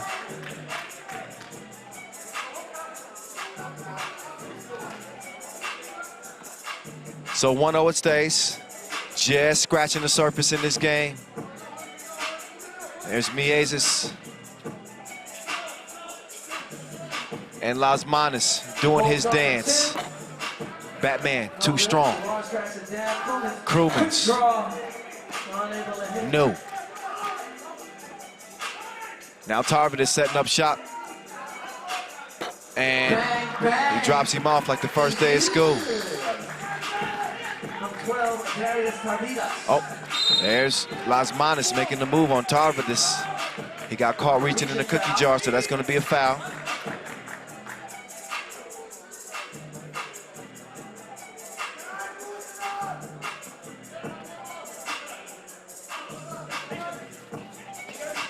Back to it we go. It's Miezis, misses it bad to the left. Out of bounds off of Latvia. Mentioned their body of work. They reached the 21-point limit in each of their games against the Netherlands, Canada, Austria, and Croatia in their group. There's Miezis trying to get it over to his partner in crime, Batman. And Lasmanis comes up, Kevin Hart. Short, 2-1. And Pukelis, nope. Lithuania, the #2 team out of Pool B. They had the United States on the ropes. Ended up losing that game 21-20. But it served as a wake-up call because they won everything else. Beat Belgium in a close one. Beat Korea in one that was not so close. And also beat up on Kazakhstan, 3-1 coming out of group play. And Pukelis cannot knock down the free throw. But even coming into this competition, a lot of folks felt like this Latvia team, the favorite to win in the men's competition. They took gold at the Europe Cup 2017. That's when they served notice to all of 3x3. They have not looked back since. Silver medalists at the World Cup 2019. They've dominated the World Tour the past couple of seasons as well.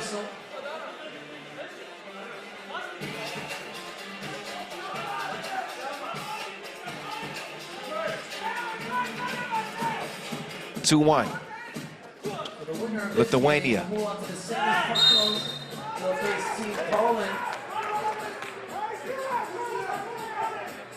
So 2.5 minutes in.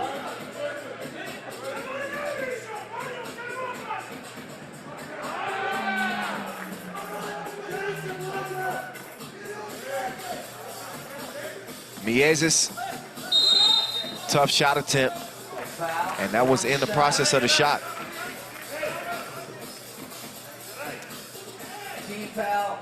Miezis, the world #1, swatted away, but too much contact in the process.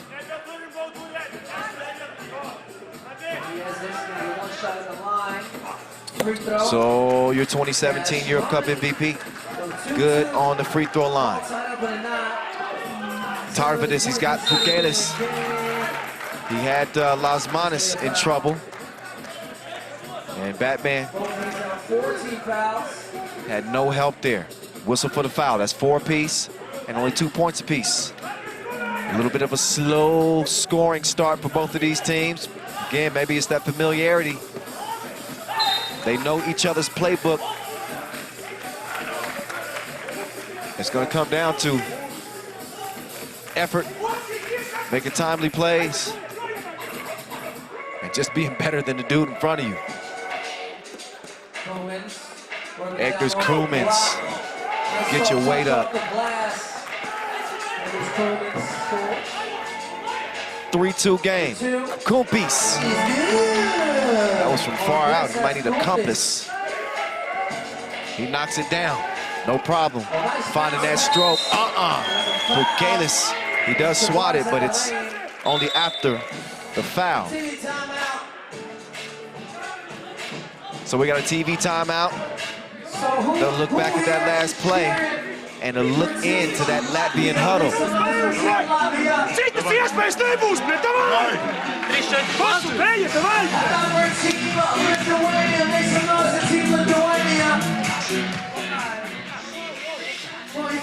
Clap for me.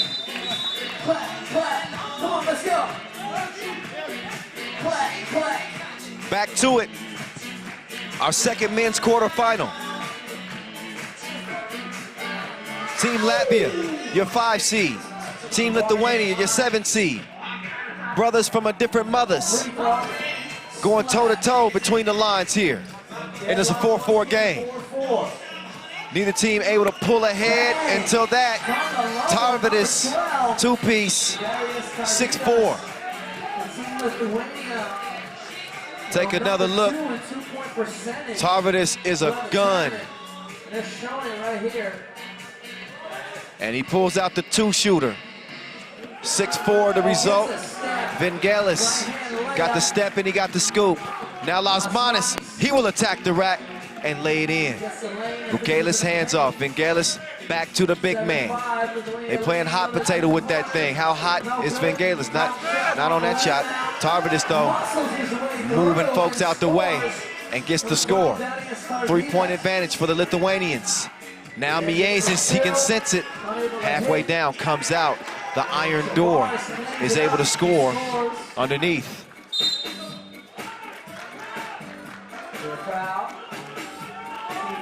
So the iron door, more known for his defense, hence the nickname. As the paint is his personal territory, he's able to give Latvia a bucket to pull them within 2. 1 possession game. Tarvidis, good vision. He gets it to Kumpis. Kumpis, great job keeping his balance and then elevates for the two-handed flush. Krumins taking it right at Kumpis. Kumpis is down, but it is going to be green ball. Look again. Red Bull gives you wings. And Kumpis taking flight. Bouncy underneath. 9-6. It is Lithuania on the move. Bukelis. How's Miezis going to keep that big man from doing what he wants to do? He can't. That's baby food. Now it's Miezis' turn. 2 rattles out, foul called. The foul starting to accumulate. Latvia now up to 6 fouls. As Krumins gets whistled there. Here's Kumpis. He will inbound this thing. Now it's Bukelis. Got to a spot, but he didn't put enough on it on the jump hook. Chavaras to Miezis, who comes around. Oh, he just crossed him to a different screen. Kumpis don't know where he's at. The show goes on. 10-7.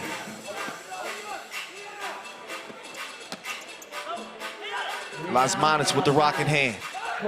No hesitation on the 2-piece with the biscuit. So he's fouled in the process of the shot. Batman, getting it going. So Lasmanis a little slow out of the gates here. And you can see Latvia starting to feel it now. The momentum maybe on the brink of shifting. We'll see if Lasmani can cash in from the stripe, and he does. It's 10-all with under 5 minutes to play. Bukelis, who's he throwing that to? Nobody home. Now he might be in trouble. Lasmanis, he's got the look that he wants, but he doesn't knock down the shot. Tarvidis quick down low. Bukelis taking him to the basement, but he doesn't come up with a make. Now it's Crew. Oh, that is a difficult shot through the contact, and Krumins yet still gets it to go. Can Vangelis get it to go? You better know it. String music from the right side. It's 12-11, Lithuania back in front. Batman, his heroics starting to play into this thing. Tarvidis uncontested to the rim. The pace beginning to pick up now. Crew, drop off, Chavars score. 14-13. It's swinging back and forth now. They swing it to Tarvidis, and he left it off the front of the rim. So here comes Crew. He goes cruising to the crib. It's a 15-13 game now. 6 fouls apiece, no fouls to give for either team. Edgar's loving the Crew. Let's listen.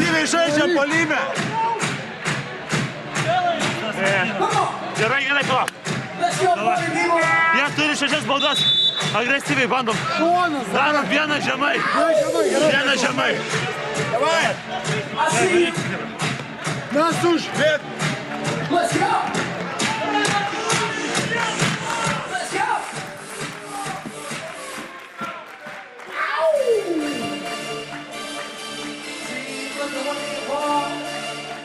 15-13. Good look as they feed the big man, Bukelis. He lays it in. Miezis lost his footing. They're trying to make him lose their ankles. 2 up, 2 down. And Latvia has gotten in their groove. Lasmanis with the lefty stroke. They left him alone. And he's got reservations for 2. 7th foul, meantime, on Latvia. That means 2 free throws from Kumpis.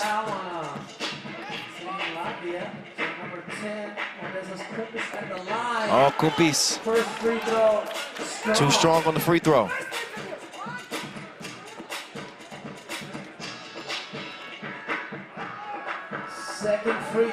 Second free throw also too strong. Big missed opportunity there for Lithuania. They could have pulled within 1. Just over 3 minutes to play. A lot of ball to be played.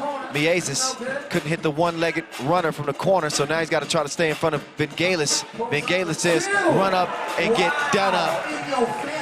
Put it in his face. No filter. 1-point advantage. Tarvidis, he's off balance. Lasmani gave him the business. No Shark Tank. 19-16, Tarvidis cruises in. Krumins could end it, missed it, followed it. Game point for the Latvians. Big shot here for Vingalis. He's been killing in this tournament. Kumpis, tough shot. The ball in the #1 ranked player's hands. That's not a bad place for it to be, but he can't put it through the net. Foul called on Krumins. A hold on the rebound. An 8th foul on Latvia, and a TV timeout. It's turned up here inside the Thunderdome. Let's listen in to that Latvian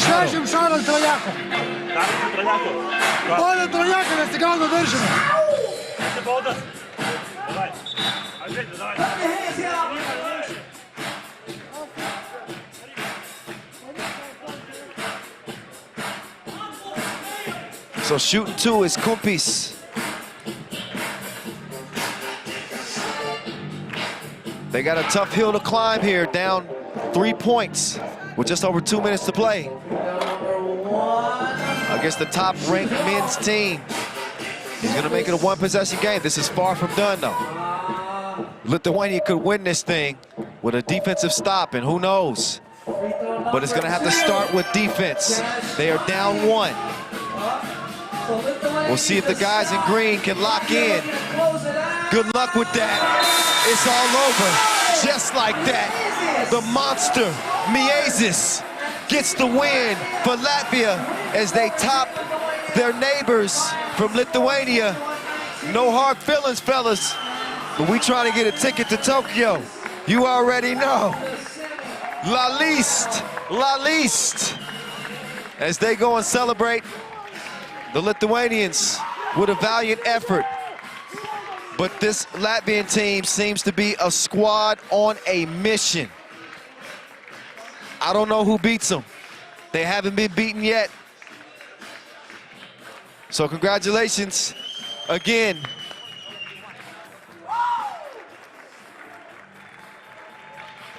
Norris Miezis, he's catching a breath. He put in work in that one as he's standing by courtside with Julian DeBove. We'll get it over to him in just a second as they're getting set up. Miezis getting a much-needed rest. Now, over to you. Take it away. Yeah, I'm here with the #1 player in the world, Norris Miezis. Norris, those games between Latvia and Lithuania are always tough games. It doesn't matter 5x5 or 3x3. Always Lithuanian teams are tough guys. Yeah, with this win, you're just 1 win away from the Olympic ticket. How fast is your heart racing right now? Now I'm just excited that we get win. We didn't play well, but yeah, job is not finished. Well, let's go finish this job then. Yes, sir. Thank you. That's right. Yeah, he would say that was not their best game, but I think they've been their toughest critics to this point. I remember them going 2-0 the first day of pool play, and Chavars, he said he would give his team a grade of a B. And I'm like, man, they played pretty good to me. I give it it's an A+. But that's just the standard that Latvia holds themselves to, and they may be the standard of 3x3 in the men's competition. They have taken over the reign. If you've been following 3x3 for any amount of time, you know that Serbia has absolutely dominated for the past decade. Serbia, by the way, they are qualified for the Olympic Games. You won't see them out here. But in the past couple of seasons, the Latvians, it's kind of changed. They've kind of taken the driver's seat in control. And here they are with an opportunity in the semifinals as they'll match up against Poland and the explosive Michael Money in the Bank Hicks. They'll try to get it done. A rematch between those two as Poland beat them at the 2018 World Cup in the Philippines. So that is going to be a fun contest. Started off slow, but it heated up quick, didn't it? The two started falling, and Miezis started going to work. He's a menace, he's a monster, he's a winner. Headed to the quarterfinals. He and Batman lead their squad one step closer to a ticket to Tokyo. So the celebration will be happening here only momentarily as, again, they still got business to handle. They still got work to do. We're through now 4 quarterfinals, 2 women's, 2 men's. So that means it's time to take a short entertainment break as we will get to know Team Japan's Mai Yamamoto a bit better. Also, top-ranked France's Minya Toure and Leticia Guapo, and a Fabricio mixtape, his craziest games in 3x3 history. And last but not least, Disco Damo of Team USA. You get up close and personal with him. That's coming your way right here, right now. くねくね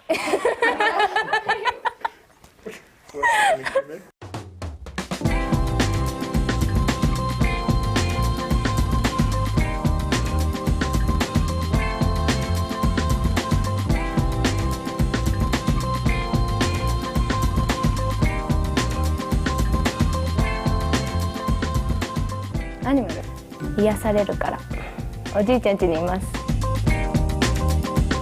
いちごが好きです。なぜなら甘くて美味しいからです。大賀優子選手で、やっぱ大賀選手はそのプレイヤーとしても普通の人間としてもすごい人間性がいいからすごい好きです。ベリーグッドマンが好きです。ベリーグッドマンは結構スポーツに関する結構曲が多いからよく聴いています。くねくね。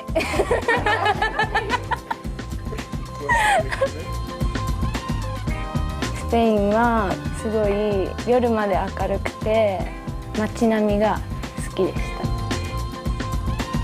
た。しゃべくり7が好きです。どんなゲストが来ても面白く番組が成り立ってるからいつも見てます。頬が赤くなってるスマイル。Every day we live, oh yeah.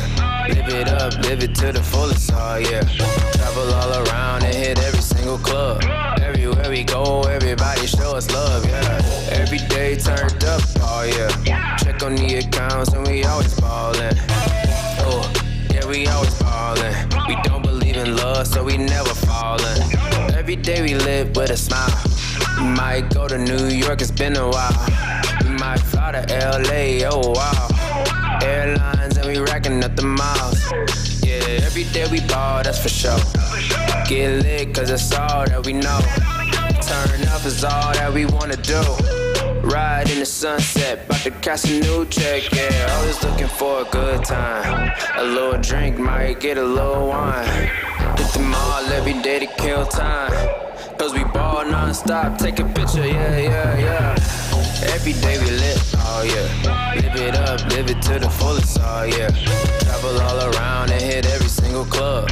Everywhere we go, everybody show us love, yeah. Every day turned up, oh yeah. Check on the accounts and we always ballin'.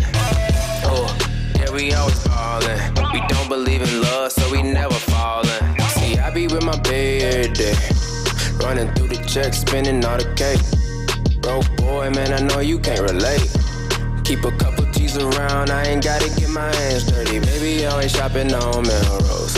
Look, what you gon' do with all these damn clothes? Do it big every day, cause we got it. I don't never need no change in my wallet. Yeah, always looking for a good time. A little drink, might get a little wine. Hit the mall every day to kill time. Cause we ball non-stop, take a picture, yeah, yeah, yeah. Every day we lit, oh yeah. Live it up, live it to the fullest, oh yeah. Travel all around and hit every single club. Everywhere we go, everybody show us love, yeah. Every day turned up, oh yeah. Check on the accounts and we always ballin'. Oh, yeah, we always ballin'. We don't believe in love, so we never fallin'. Every day we lit, oh yeah. Live it up, live it to the fullest, oh yeah. Travel all around and hit every single club. Everywhere we go, everybody show us love, yeah. Every day turned up, oh yeah. Check on the accounts and we always ballin'. Oh, yeah, we always ballin'. We don't believe in love, so we never fallin'. Every day we lit, oh yeah. Live it up, live it to the fullest, oh yeah. Travel all around and hit every single club. Everywhere we go, everybody show us love, yeah. Every day turned up, oh yeah. Check on the accounts and we always ballin'. Oh, yeah, we always ballin'. We don't believe in love, so we never fallin'. Every day we live with a smile. We might go to New York, it's been a while. We might fly to LA, oh wow. Airlines and we racking up the miles. Yeah, every day we ball, that's for sure. Get lit, cause it's all that we know. Turn up is all that we wanna do. Ride in the sunset, bout to catch a new check, yeah. Always looking for a good time. A little drink, might get a little wine. Hit the mall every day to kill time. Cause we ball non-stop, take a picture, yeah, yeah, yeah. Every day we lit, oh yeah. Live it up, live it to the fullest, oh yeah. Travel all around and hit every single club. Everywhere we go, everybody show us love, yeah. Every day turned up, oh yeah. Check on the accounts and we always ballin'. Oh yeah, go.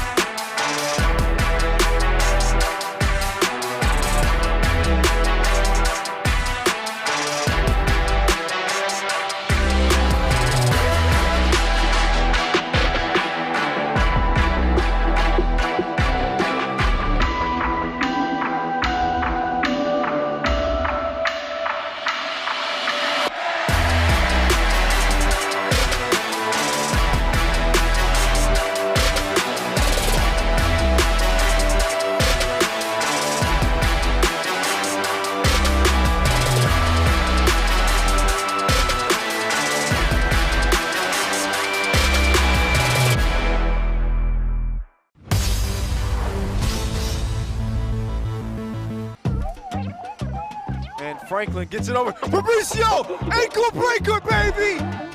That's a top 10 play, ladies and gentlemen. Esse é o samba funk, esse é o samba funk. Oh. Esse é o samba funk, esse é o samba funk. Esse é o samba funk, esse é o samba funk. Oh. Esse é o samba funk, esse é o samba funk. Esse é o samba funk, esse é o samba funk. Oh. É funk brasileiro, é samba de parceiro.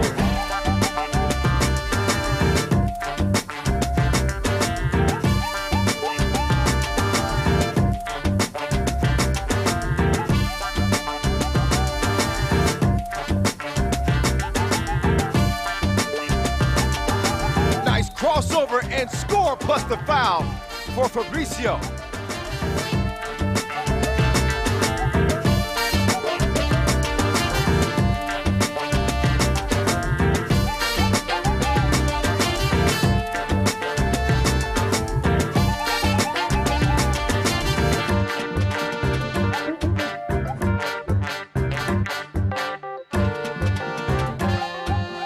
Crossover, sick with it, score, Fabrizio.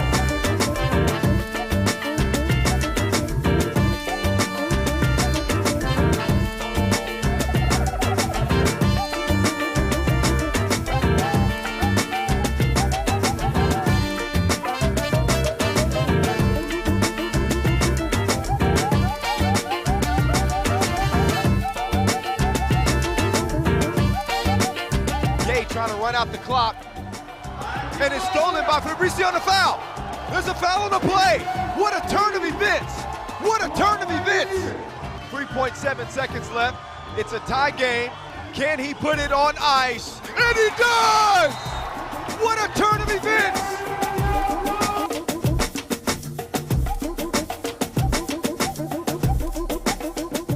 Unbelievable. Here in Astana, it's Gay is trying to get the crowd in it. And I don't think he needs to do a whole lot more. Duro is going to step up and shoot as Franklin is now going to shot another free throw attempt because of a lane violation.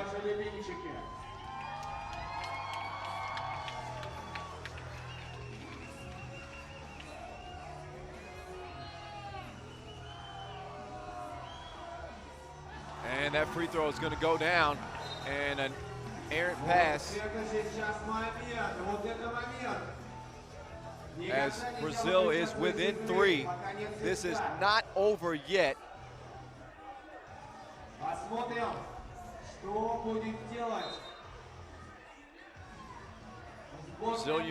Brazil will inbound.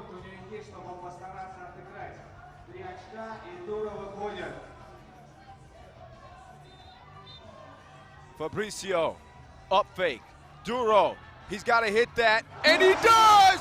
Uh-oh, it's a 1-point game. 10 seconds to go, Italy leading by 1. How about Duro stepping right in and splashing a clutch 2-point basket. Gay trying to run out the clock, and it's stolen by Fabrizio on the foul. There's a foul on the play. What a turn of events. What a turn of events at the end of this game here. So Fabrizio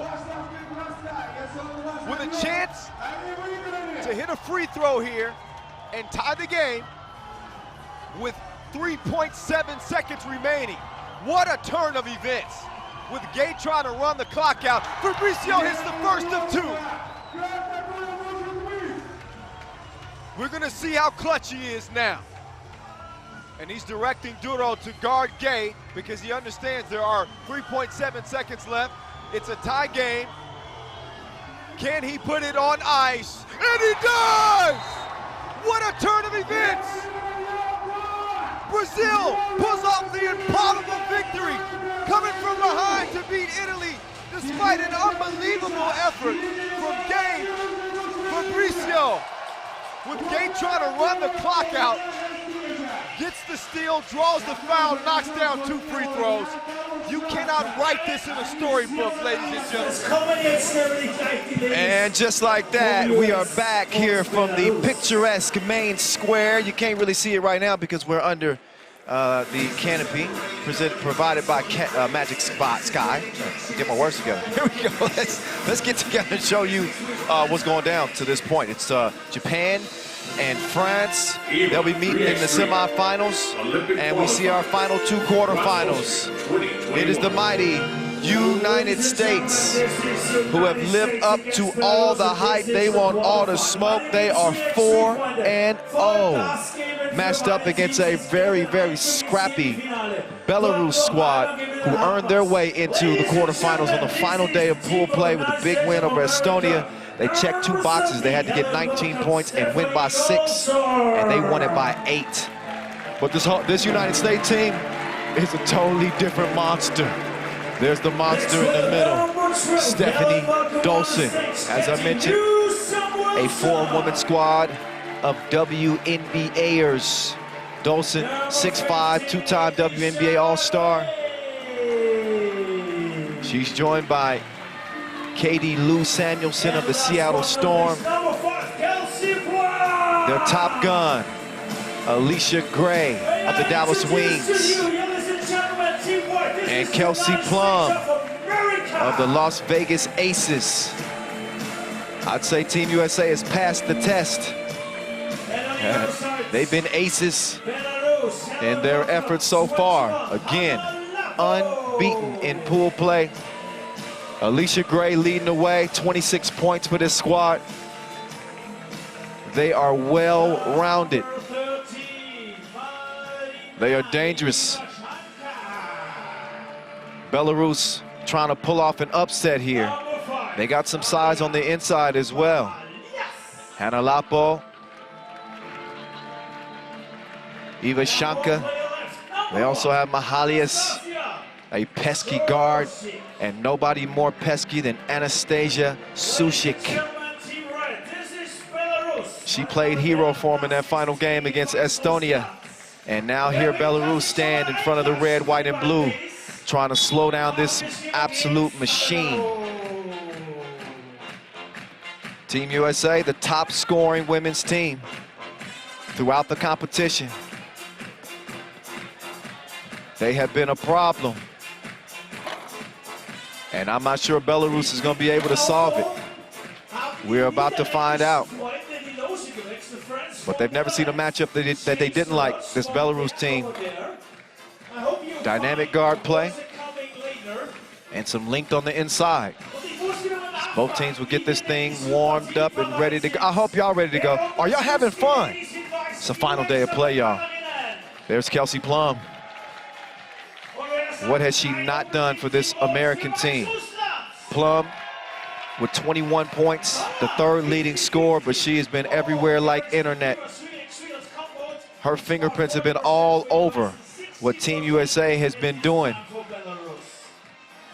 This American team, coached by the great Carol Lawson, the current head coach of the Duke Blue Devils women's basketball team, gold medalist at the 2008 Olympic Games, WNBA champion. And again, she's done an outstanding job getting this collection of WNBA stars together and teaching them this 3x3 game. Coach Lawson will tell you, it's different. It's different. It's quick, it's fast. A totally different ball game, different ball outdoors. You know by now. What we don't know is who's gonna come out victorious in this one. Can Belarus pull off what would be a big upset against the favored Team USA? We shall soon find out.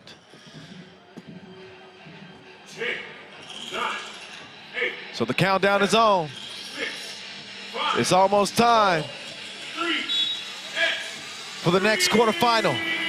Let's get to it. Kyle Montgomery, AKA the voice of 3x3 in your ear. Expecting this one to be electric between Team USA and Belarus. Anastasia Sushik stepped on the out-of-bounds line, so she gave it over to Team USA.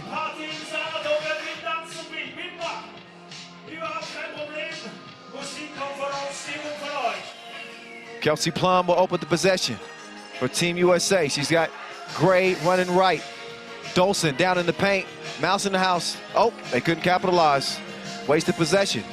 Dolson runs out on Sushik. She gets it down low to Ivashanka. Ivashanka off the mark. So here's Alicia Gray. Kelsey Plum. She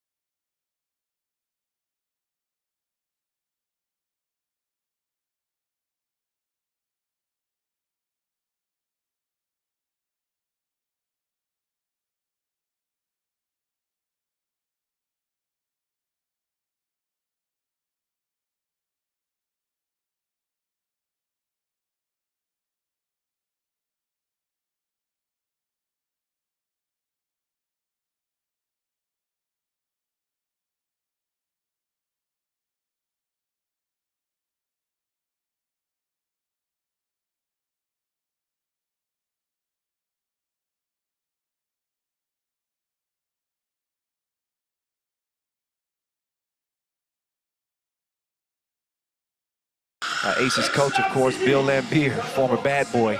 She's a bad gal, but that was some bad D. Belarus to the cup. Here comes Gray. What can she not do? 3-1. Team USA. Off the miss, Lapo misses right underneath. Ball over to Gray, here's Plum. Back to Alicia. She lost her footing, and she still left her on red. 4-1. Samuelson tracks it down, good hustle. But the wrong team has it.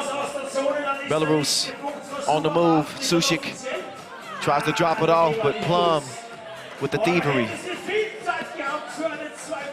She gets it down to Katie Lou. She puts up the shot. There's some contact there.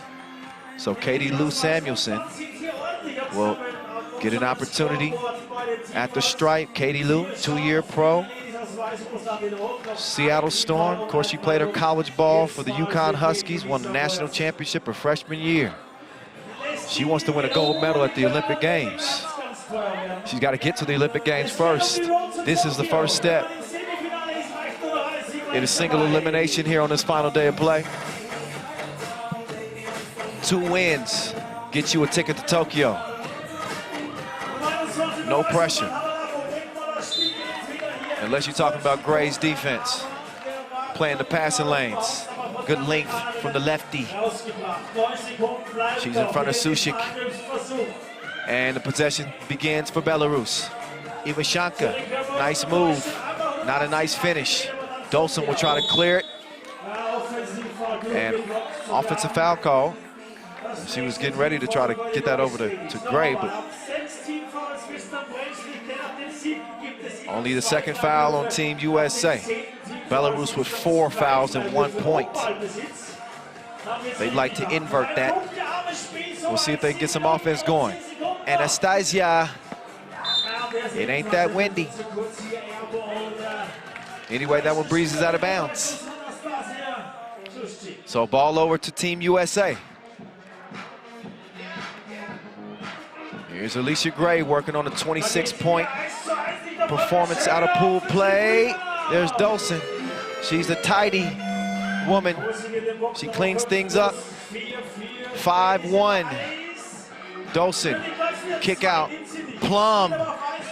Oh, she's quicker than a Kardashian marriage. Left her with the first step. 6-1 game. Sushik with the miss. Ball back to Plum. Plum doing her dance. She lost the handle on it. Late in the shot clock, got to get something up. Plum, runner, no bucket. That time, out of bounds. Off Team USA. It'll go over to Belarus after this TV timeout. Both teams will step aside and get a breather as Team USA has jumped out to an early lead. Kelsey Plum showing the defense her tail lights. Let's listen in to that Belarus huddle. These are the stars against 3x3 baskets for Ladies and gentlemen, if you like that, we see the next really nice shots there. Everything we need here for a 3x3 spectacle. I think it's so 6:26 to play. So 3.5 minutes into this one. Team USA 6-1.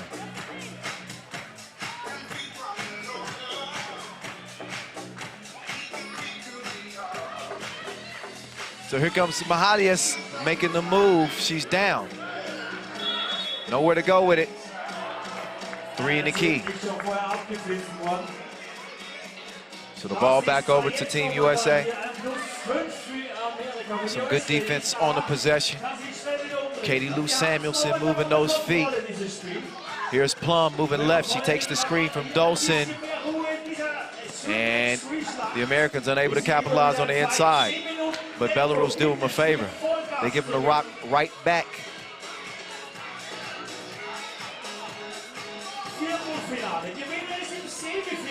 So USA back on the attack. There's Gray. Oh, swatted away. Ivashanka with the defense. But Gray with the soft touch. Alicia, top of the key. Comes around, takes the screen from Dolson. They leave her alone. She can't capitalize. But Stephanie Dolson is able to put it up and in. It's 8-1 as a result. Gray gets it down to the post office. Dolson, can she deliver the package? Not this time. Misses the jump hook. Ivashanka making a move. She steps back, but she fires a blank as well. Katie Lou making the move, but she's held up. Foul on the floor. That's number 5 on Belarus. It's a 7-point distance for Team USA as they eye the semifinals. Again, 2 wins and you're in to Tokyo. The first time ever there will be a different basketball discipline. It's been 5-on-5 forever. 3x3 is on the scene. And there's Kelsey Plum. She's a stalker. She gets the follow. 9-3. Belarus answering back. There's Gray. She'll give it up to Plum. Good positioning down low. Katie Lou. After the steal, Sharon is Karen. And Team USA is out by 8. Mahalias lets it fly. Not this time. Quick movement from this United States team. Gray. These goals ain't loyal. 11-3 it stays. Sushik slices past the defense. And she's going to get Belarus's 4th point. Plum straight on. It was broke that time. United States with a comfortable lead.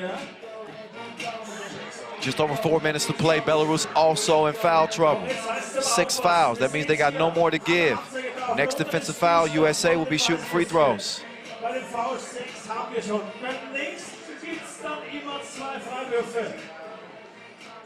Now it's Plum, swings it over, Gray. 11-4 it stays, and Mahalias, kind of a wild shot.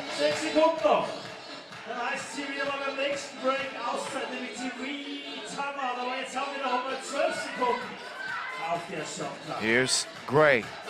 Nice two-woman game right there. Give and go. Ivashanka. Oh yeah, FaceTime. She gets one to splash. 12-6. Plum taking her time. She stops, but she can't pop. And there's Belarus giving it right back. Showing a little bit of nerves here early on.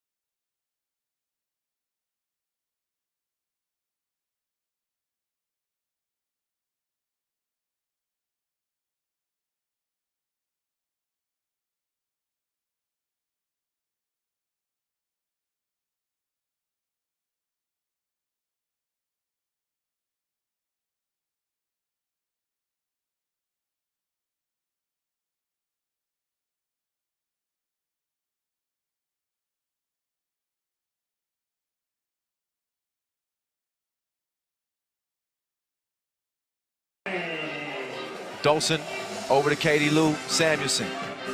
Gray on the block. She wanted to rock. Instead, Dolson, she says, don't worry, I got it. She didn't have it, but that's okay. Well, it looked like it. Gray missed the layup as well, so nothing happened for Team USA. Sushik with the move. Okay. Sushik, drop step. Oh, scoop. What flavor you want?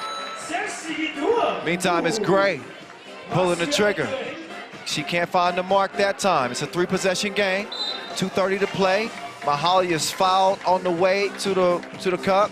That is only the third foul against Team USA. But again, Anastasia Sushik slicing through the D like a sous chef. She can do that for you. But can she get them back in this game? That remains to be seen.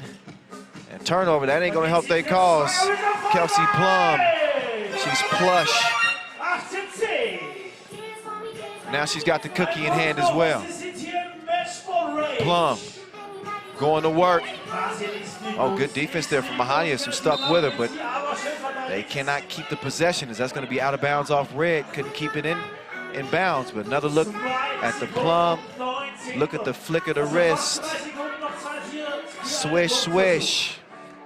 Two ball is good, and USA in good position as they look to head to the semifinals, leading by 8 here. Gray, sorry, not sorry.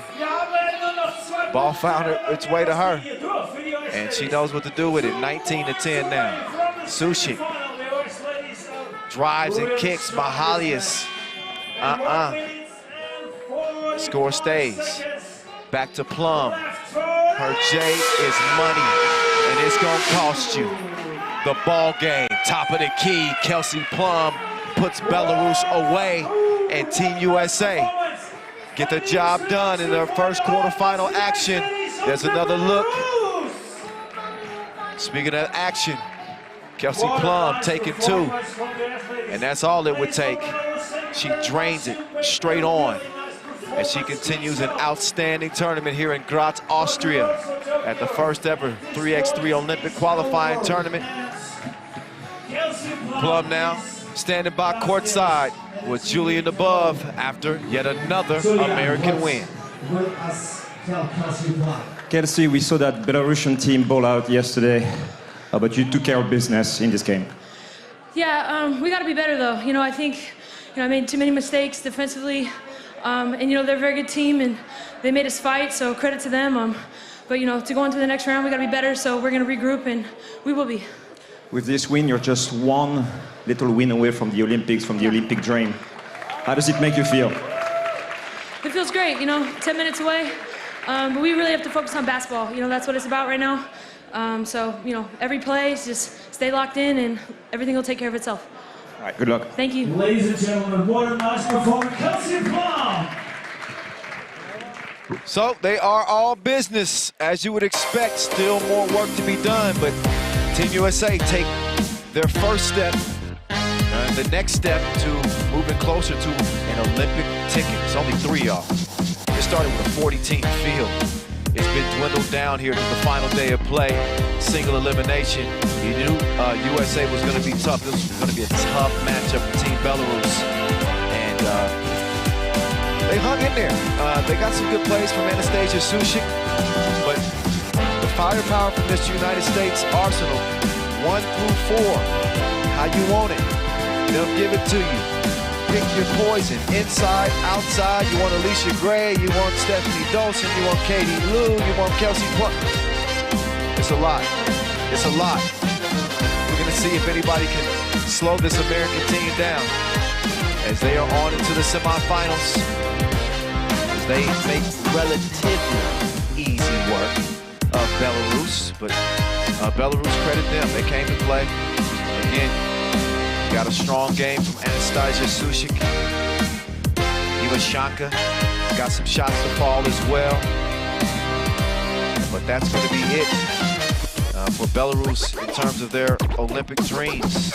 Unfortunately, this is the place where not only dreams will be realized, but dreams will die as well. And for now, that is for Belarus to deal with. Team USA. They say we still playing on, baby. All right, let's get a look back at man. We are rolling right through. 3 quarterfinals already in the books. Team USA running away by 11 over Belarus. That leaves 1 left. Spain and Australia to wrap up the women's quarterfinals competition. 2 Titans, a clash of the Titans in Spain and Australia. You got Asia Cup gold medalist in this Australian team. You got Europe.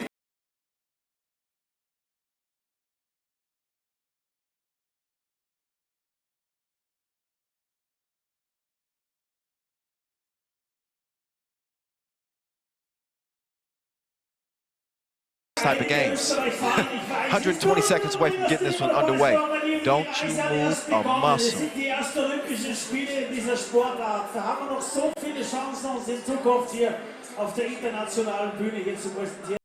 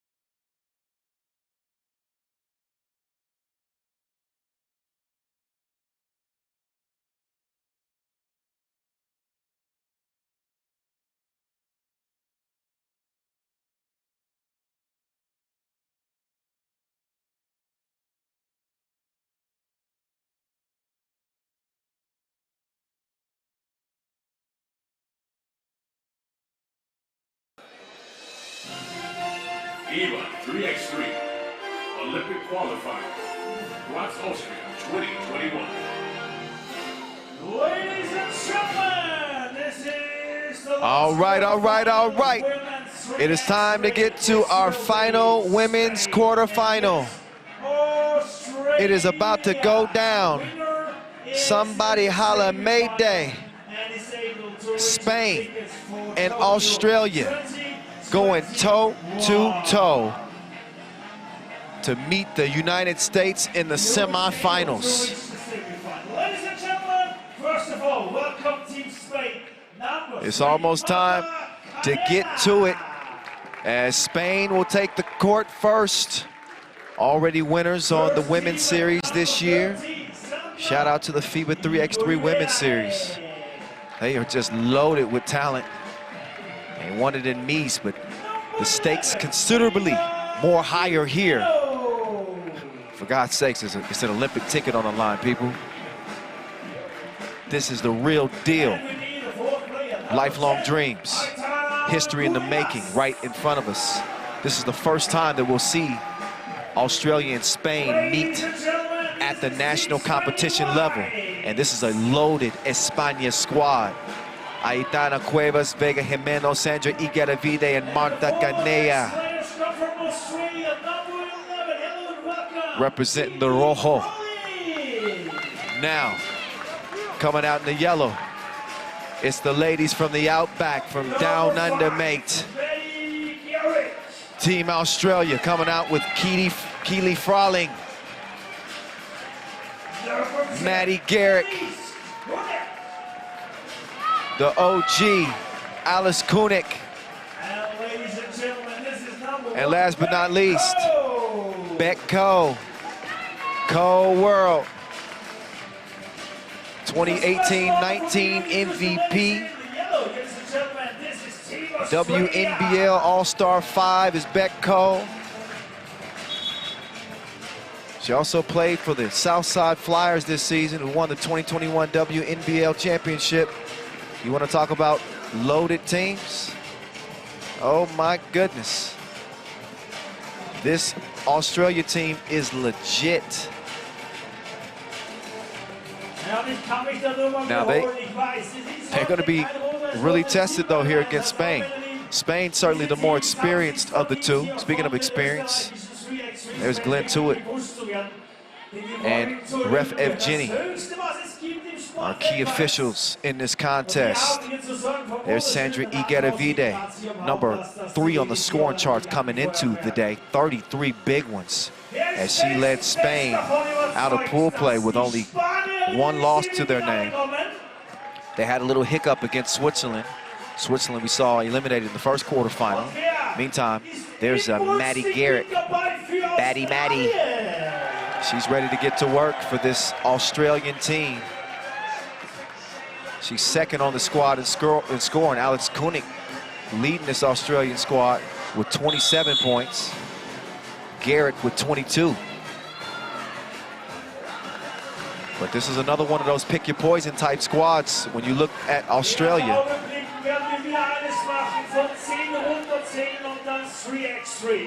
So I'm sure that you know, Team Spain has done a lot of scouting.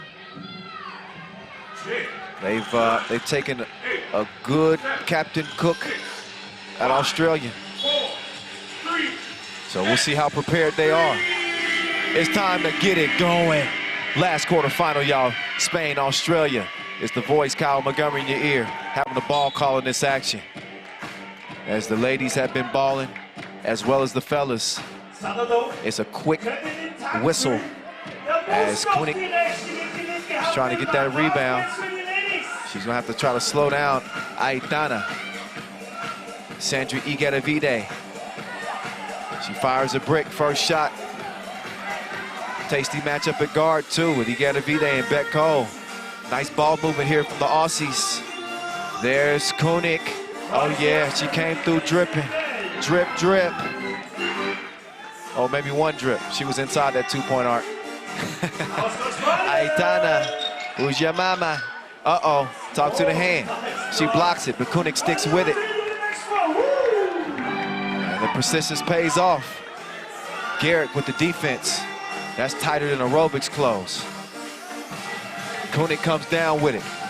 She clears it. 2 up, couldn't put 2 down. Kanea, she's fouled as Garrick was over her back.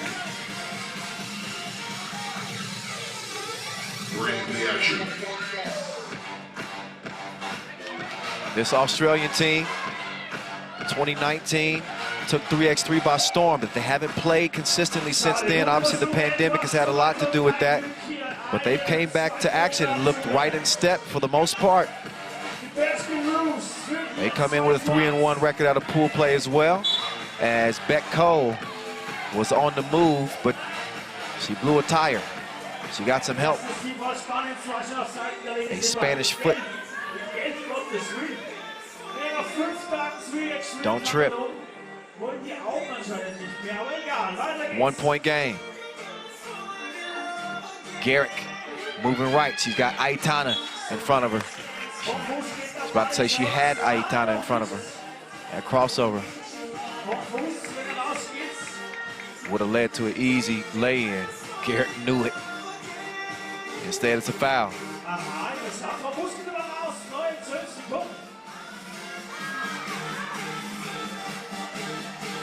And here's Koenig. She leaves it short. You get a V-Day to the left, to the left. Aitana, she's there to clean up the mess. 2-2. Keeley gives it over to Koenig. And Spain caught reaching. Got caught with their hands in the cookie jar. Aitana, like, who, me? Yes, you. Could be. Then who? That's for my 6-year-old daughter. Hi, am I? Daddy misses you. 2-2. Behind the back, Jimeno. Oh, give and go. Nice look from Aitana, but good defense there from Beck Cole. She is tenacious on that end of the flow. Really commits to that defensive end.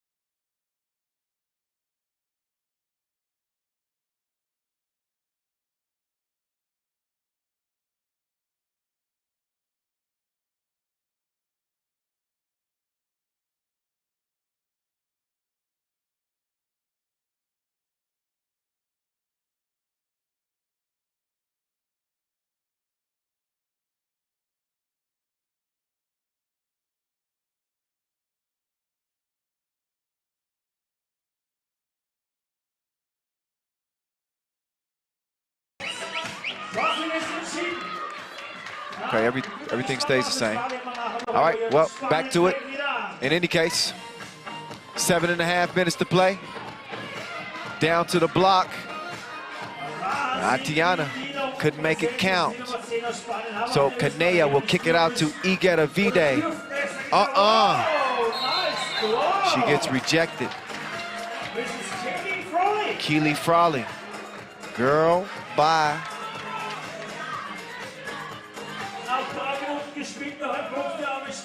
Betko moving right.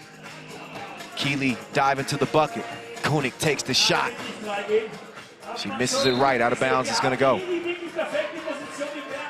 So Spain still holding on to a 1-point advantage. Almost 3 minutes into our final quarterfinal. Team USA awaiting the winner. As you know, 2 wins here today get you a ticket to Tokyo. Oh my goodness. Igenavide, she hit that one from the parking lot. 5-2 as Frauling wedgies it. That gets a few laughs from the crowd. It happens.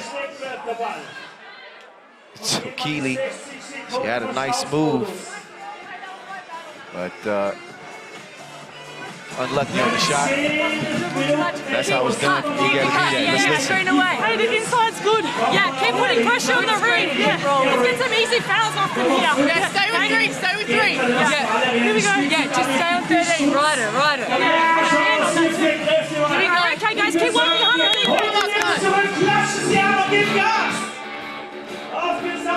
A lot of encouragement in that Aussie huddle. This is a team full of friends. As Keeley Frauling will step up and makes it a 5-3 game.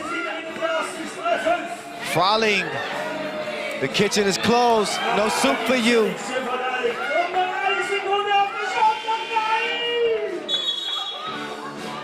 And Spain's gonna run out of time. Thanks to that outstanding interior defense from Keeley Frauling.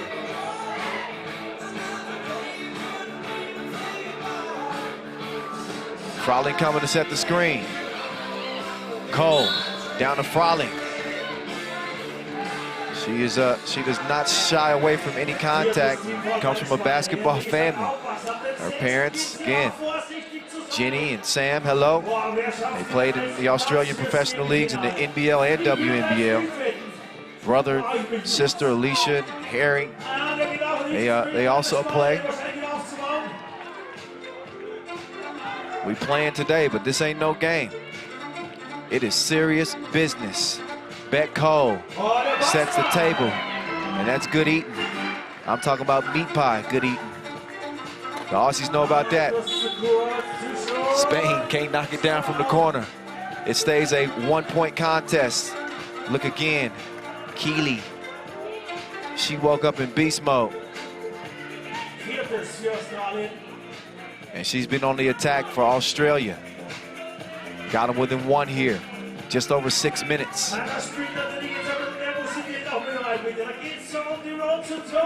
Jimeno moving right. Drops it behind the back, but Aitana couldn't hold on to the cookie. So here come the Aussies. Koenig looking for somewhere to go. She gets to Keeley.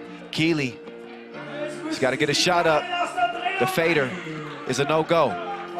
Ball back over to Spain. Kanea, she comes clear. Tough shot attempt. And some tough defense here from Australia. Koenig, cash me outside. How about that? It's a 6-5 game. Australia in front.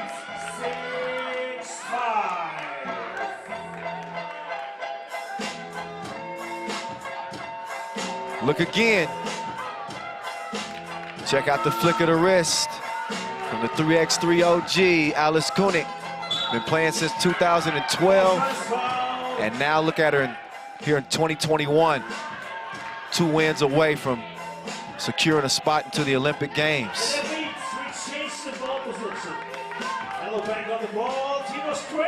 Spain, a very proud country too, and a very accomplished country in terms of their 3x3 success. They're unsuccessful in slowing Betko down though. She gets to the rack and gives Australia a 2-point advantage. Igenavide comes around the corner. She is faster than takeout. Take another look. If you look away, you might miss her. Igenavide with the quick step. Betko, meantime, excuse me, mate. I'm gonna step right through. Now it's Cole. She couldn't knock it down. Whoa. Keely Frawling. That's a stiff arm. She put somebody in a submission hold, pull play. She temporarily thought it might be UFC again. And Beck Cole's like, what was wrong with that? Well, you can't stiff arm people, Beck. All right. Meantime, it's Jimeno. Good move. Let's see if she can get the score underneath. Ain't gonna sticking with it, showing some of that passion there. So here's Spain trying to channel some energy in a 7-7 contest. 6 fouls on Australia, 7 on Spain. Oh, 6 on Spain. No, that's not right either. 5 on Spain. There we go. Keely Frawley. She's able to knock it in. So again, 8-7 contest. 5 fouls on Spain. And yet another bucket. España evens things up, 8 apiece.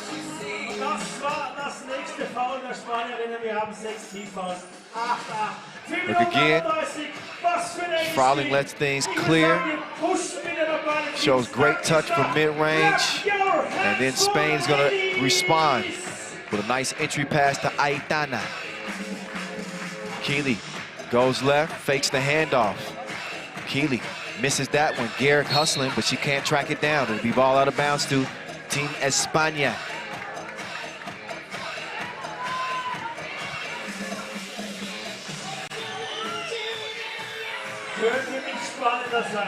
So here comes the Spanish attack.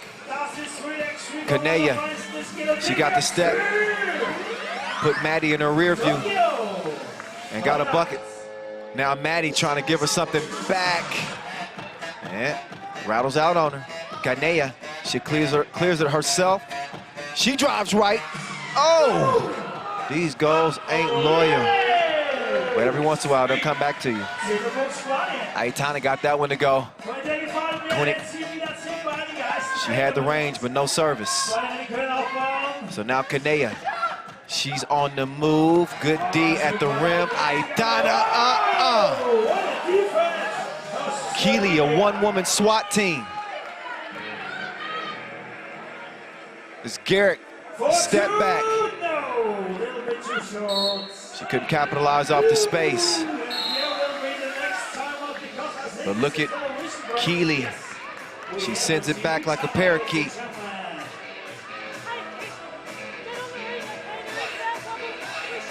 Aitana sticking with that one as it rolled off the rim. And then Canella getting the reverse to go. Back and forth we go. It's swinging like a pendulum. Let's listen in to Spain. En el rebote estamos muy bien. Aguantar bien en el rebote sin las manos para que no nos la piten otra vez, ¿vale? Está muy bien.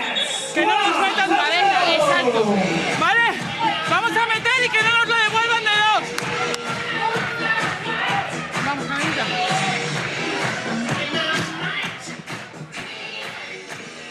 Feel free to give me some translation. I'd love to know what she was saying.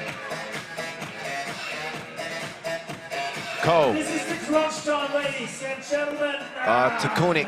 Koenig gets her own rebound, but that time persistence does not pay off. Now Vega, hand down, but she couldn't make them pay. Koenig wants to rock. She's gonna get it down to Keely. Keely with great positioning, but you gotta be careful when you extend that off arm. You put the referee in a position where they almost have to call it. As an offensive player, you gotta be careful with that. So a 7 foul on Australia, because it's an offensive foul, we won't see any free throws. Spain with no more to give. They've got 6, and they also have a 2-point advantage. Igeta Vide. She just runs right over Koenig. Take another look. She drops his shoulder. And a 7 foul on Spain. Same thing. Offensive, so no free throws will be the result. Here's Cole. Over to Garrett doing her dance. Lost her footing there for a second. And She's making an argument that there was contact, but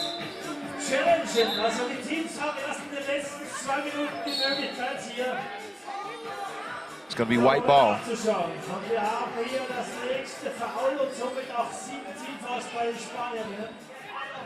And you see, Australia wanted to challenge, but they cannot challenge that out of bounds until we're under 2 minutes. It's 2:43 left to play. Igedavide. That looked like it was online, but it's not. There's Betko. Frolling right past Aitana, but she couldn't finish it at the rim. So now it'll stay where it's at, 10-8. Now Aitana, good vision. No, but they missed it. Aitana gets it back though, and she's able to get the score. So Spain leading by 3. An outstanding defensive job from Spain to hold Australia to just 9 points to this point. Igedavide trying to find Aitana curling around. We are under 2 minutes, so it's crunch time. Abdomen. We're gonna see who got the guts to pull this thing out in the final ladies quarterfinal.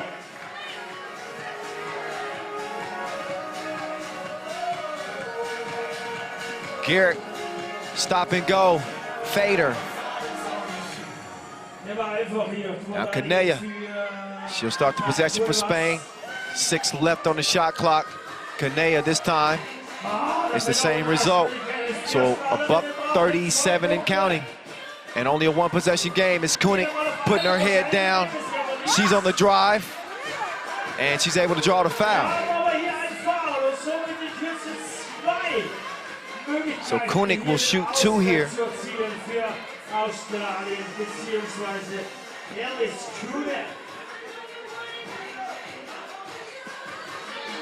Kunik, gold medalist at the 3x3 Asia Cup 2019. Also, as I mentioned, 2012 World Championship, got a bronze medal. The 30-year-old ranked number 2 out of Australia. She cannot get the second of 2 to fall, so it stays a 1-point game.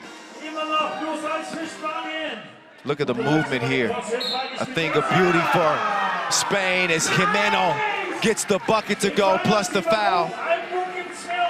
Looking at an and 2 situation. Look at Igedavide just weaving through the defense.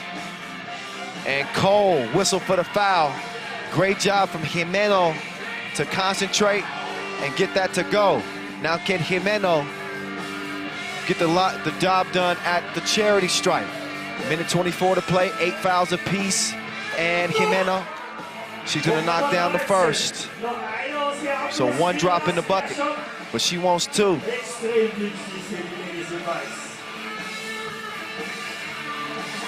And she doesn't get the second one, so it's gonna stay a 13-10 game. That's still a 2-possession game. Oh, what a pass. So it's Cole to her Kaber Kunik for a 13-11 score. The spin on Kanea, too much contact on it. She's whistled for the offensive foul. A 9th foul. The next foul on Spain, they'll be in the double penalty.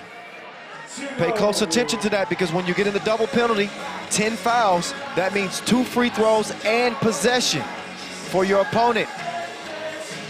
Australia not very safe themselves. They got 8 fouls. They've been hacking like computer nerds. We got a minute to play. We'll see how clean it goes. Keeley tracks it down, cross court. Maddie with the quick move. Pull up, bucket. 13-12 game. Spain still in the driver's seat, but just barely. Igedavide lost her step.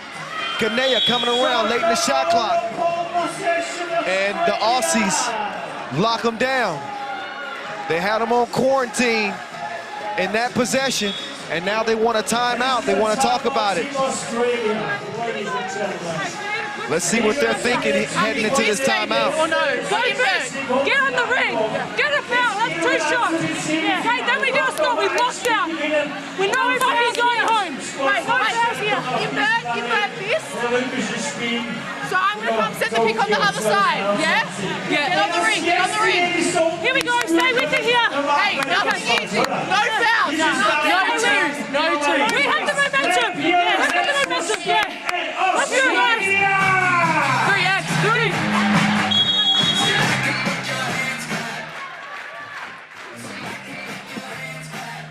All right, it's a thriller without the red jacket and zippers. The young kids don't know, they don't know nothing about that. That's a Michael Jackson reference for you. Let's get back to it. It's hot. It is contentious. It is an empty possession initially for Australia. Koenig, that would be a big hit, but she does not knock it down. 30 seconds. 26 seconds and counting. Spain trying to hold off the Aussies. Igedavide missed the mark, point blank range. Bet Cole, she's got it. She's gonna kick it out to Koenig. Koenig with 15 seconds to go. She's uncontested. Oh, she missed the layup. That would have tied it. Spain's gonna try to milk the clock here. If you're Australia, you need to foul or something. They let so much time run off the clock. They didn't want to foul, obviously because of the free throw situation. I'm not sure if they knew what was on the shot clock, but now Igedavide could essentially put this thing away at the free throw line. She's got 2 opportunities. She's long on the first, so the door is slightly open for the Aussies.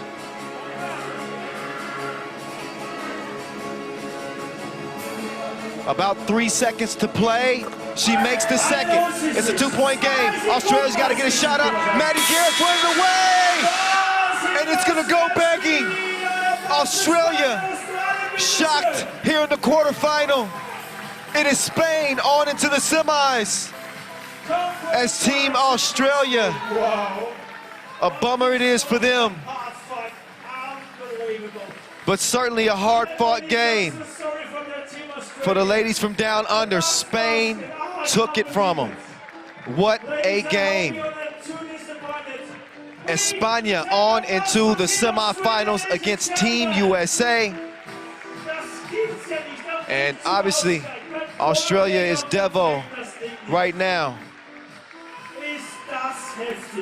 All the hard work and Olympic dreams come crumbling down right before their eyes here. And they are not qualified to the Universality Olympic qualifying tournament. So that's it for the Aussies. Meantime, time to celebrate for Spain as we get it over to Julian DeBove, who's with Sandra Igedavide. Sandra, we knew that it would be a very hard game, and this one ended up being super stressful. Yeah, I mean, we knew it was going to be a really tough game because both teams, I think we are pretty much the same defensively. But I think we controlled the game the way we wanted, and we end up winning, so it's good. Coming up next, Team USA. What do you think? Right now, we are not scared of anybody. We are in the semifinals. We still have 2 options to qualify for the Olympics, so that's what we're thinking. First game is first game. We'll see. All right, good luck. Thank you. Oh, thank you very much. Well, there you have it. Sandra Igedavide, she said, we ain't never scared. Bring on the red, white, and blue. It'll be Spain and USA in the semifinals. Let's look back at the highlights in this one. And Australia and Spain went toe-to-toe like 2 heavyweights do. Blow for blow. Tight game, back and forth. You knew this game was going to be determined maybe in that last minute of play. Who was going to be able to make the timely plays, the smart decisions in the key moments. They got some key defensive plays from Keely Frawling on this Aussie team. But Sandra Igedavide, she has been lights out, a bucket all 2021, coming off that MVP campaign in Nice. You see that Spain coaching staff with Paula Palomares and everybody over there excited. Certainly excited after the game. I'm not sure how they were feeling during the game. It was a wild ride. You see Koenig hitting that one from the corner. Coach David Buer looking on. No coaching during the game, but they were cheering. Frowling, getting the shot to drop. And for a moment, it looked like the Aussies might be able to seize control of the game. But that experience of Team Spain, there hasn't been many situations that they had not seen. And they handle business against a very tough Australia team. It is España again, meeting the United States in the semifinals. What's good? I'll tell you what's good. The action that's been going down so far here today. The quarterfinals are over with. The semis are set from here at the city center, the main square in the beautiful city of Graz, Austria. We're inside the Thunderdome. It's getting loud, it's getting crazy, it's getting wild. We still got some games to be decided on the men's side. Team USA also in action for the men as we saw the women move on. We'll see France and Brazil, but right here, right now, from the United States of America, it is Team USA and the Netherlands. How about the Netherlands? They looked dead in the water after starting off pool play 0-2. You were wondering if this team was going to be able to make it to the quarterfinals, and they pulled out two absolutely huge victories to earn their spot here in the quarterfinals. Now here they face the mighty USA with former NBAer, former Minnesota Timberwolf, Purdue Hall of Famer Robbie Hummel, former Princeton defensive stud Kareem Maddox, joined by former Minnesota Golden Gopher Joey King. And last but not least, Disco Damo, the former Harlem Globetrotter and NCAA All-American. and we say hello to Team Netherlands. Hello and welcome, number 88, Jesse Moore. Now out comes Team Netherlands. They like their chances, especially with a shooter like Jesse Vorn, new addition to this team. And he started to find his rhythm late on day 4 yesterday, as Netherlands were able to, again, come out of Pool D as that number 2 team. Huge wins over Canada, over Austria and Croatia. And we're able to come out of that three-way tie by virtue of the points system.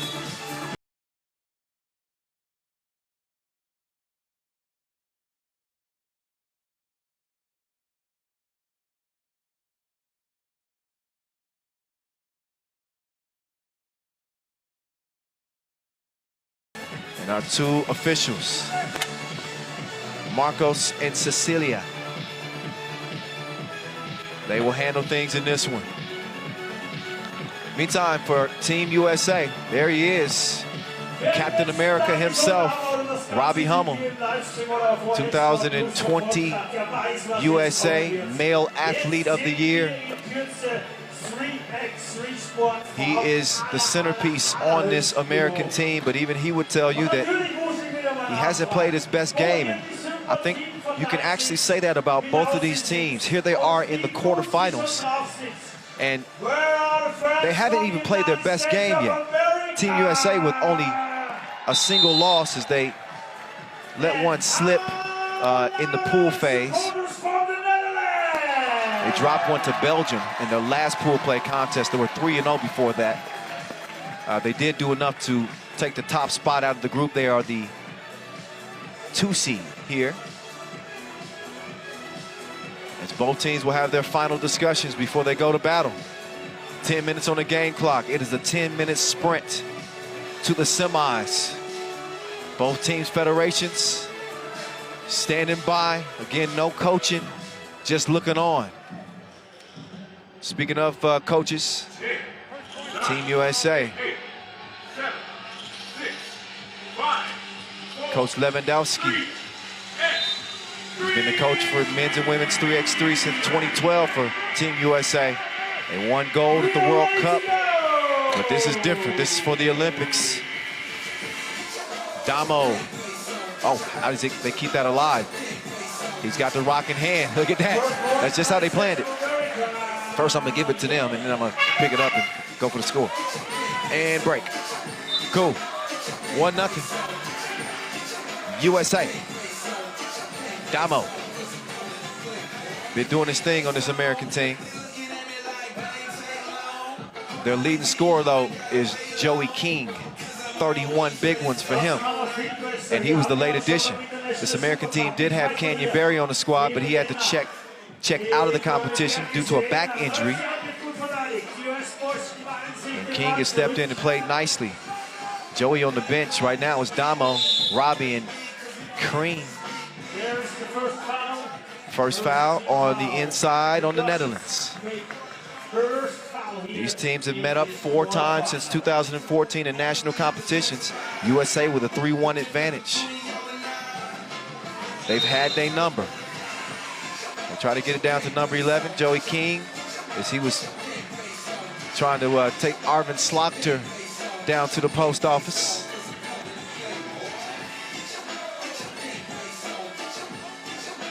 Here's Damo. He feeds the King. 2-0, Team USA. Juice, Julian Jarring, up fake, faker.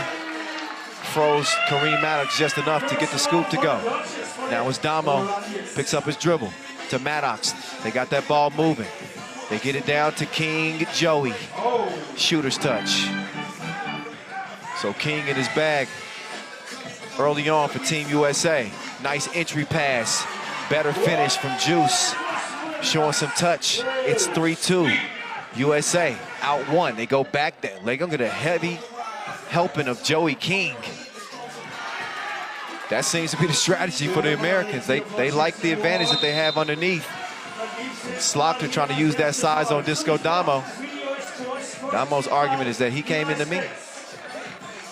It's kind of hard. Damo obviously vertically challenged.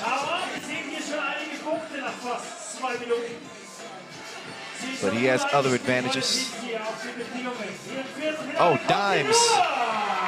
I beg your pardon. 3-3. Joey King to Robbie. Back down to Joey. Here's the foul from Maurice Lecter. This American team trained in Beverly Hills, California at the Red Bull 3X house. Was out there close to the Fresh Prince and them. Decked out, lavish.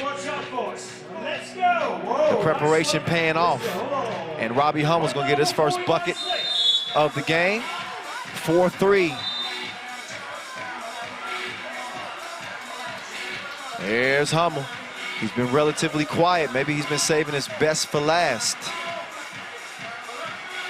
2019 World Cup MVP. Trying to D-up now. Dimes. Just looking for Slaughter. Slaughter coming around. Look at the defense from Hummel. Slaughter says, get your weight up. Maybe a protein shake or two might help. The Orange Lions, they ain't playing around. They even things up with Team USA 4-apiece.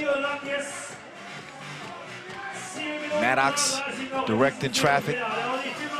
You see the off screen from Joey King. He's gonna dip down to the bucket. Hummel takes the handoff. Good action here from Team USA. The madman, Kareem. Oh, but he didn't get it up in time. Shot clock violation. So look again. It's a good body of work from Kareem, but gotta be quicker than that.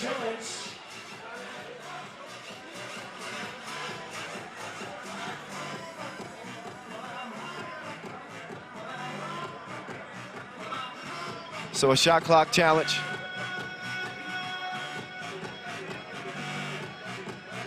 They want to get a look at this, see if that bucket should count. I think that it's definitely worthy of a look. That was close.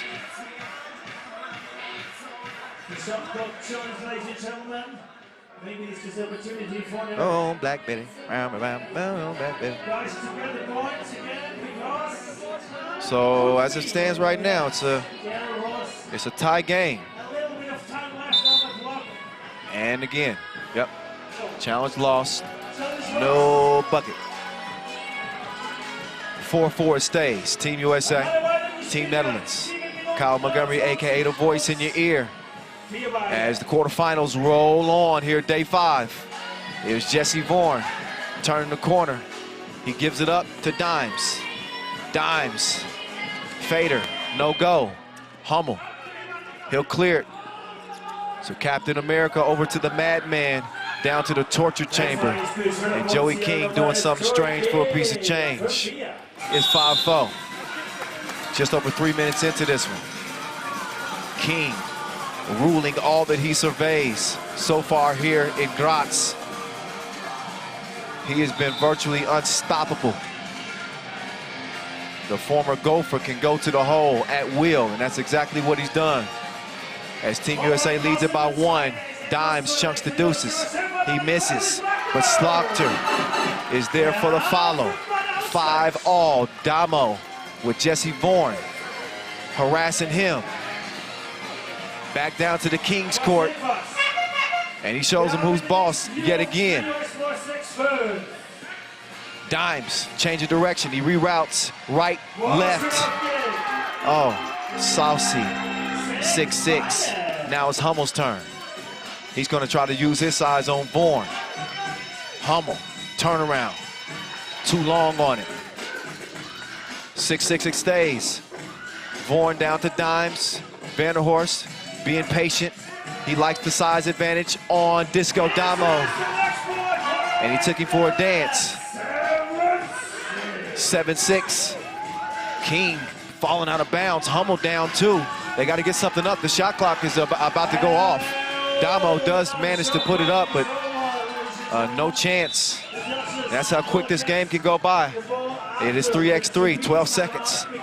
Just like that. Another look at Dimes in his bag as he's able to score underneath. He's going to listen to the Orange Lions. Als we niet goed raken, risiken we.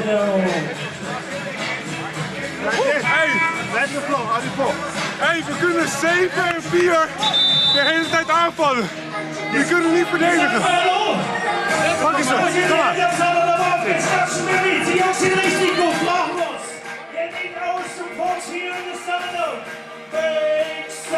So you wouldn't expect anything different. It's day 5, it's 7-6. Every game with the makings of a potential classic as teams fight for their Olympic lives. Juice with the squeeze. 9-6.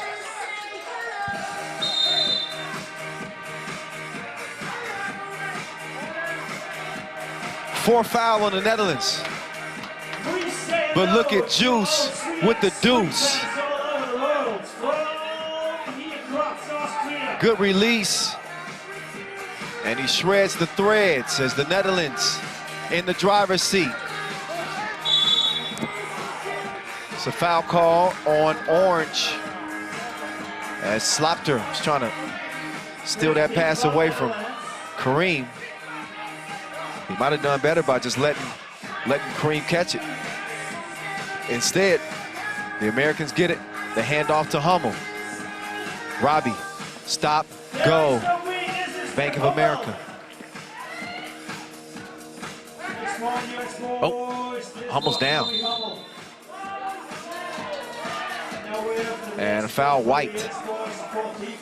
A fourth on Team USA. And Kareem whistle. He's like, what? Ooh. Doing a good job keeping his composure. You don't want to risk getting any technicals in a critical game like this. You're not going to agree with every call. You got to play ball. Vorn, Dimes. Oh yeah, he delivers. Great body control and the score over Kareem. As the United States need to get some offense going here at the midway point.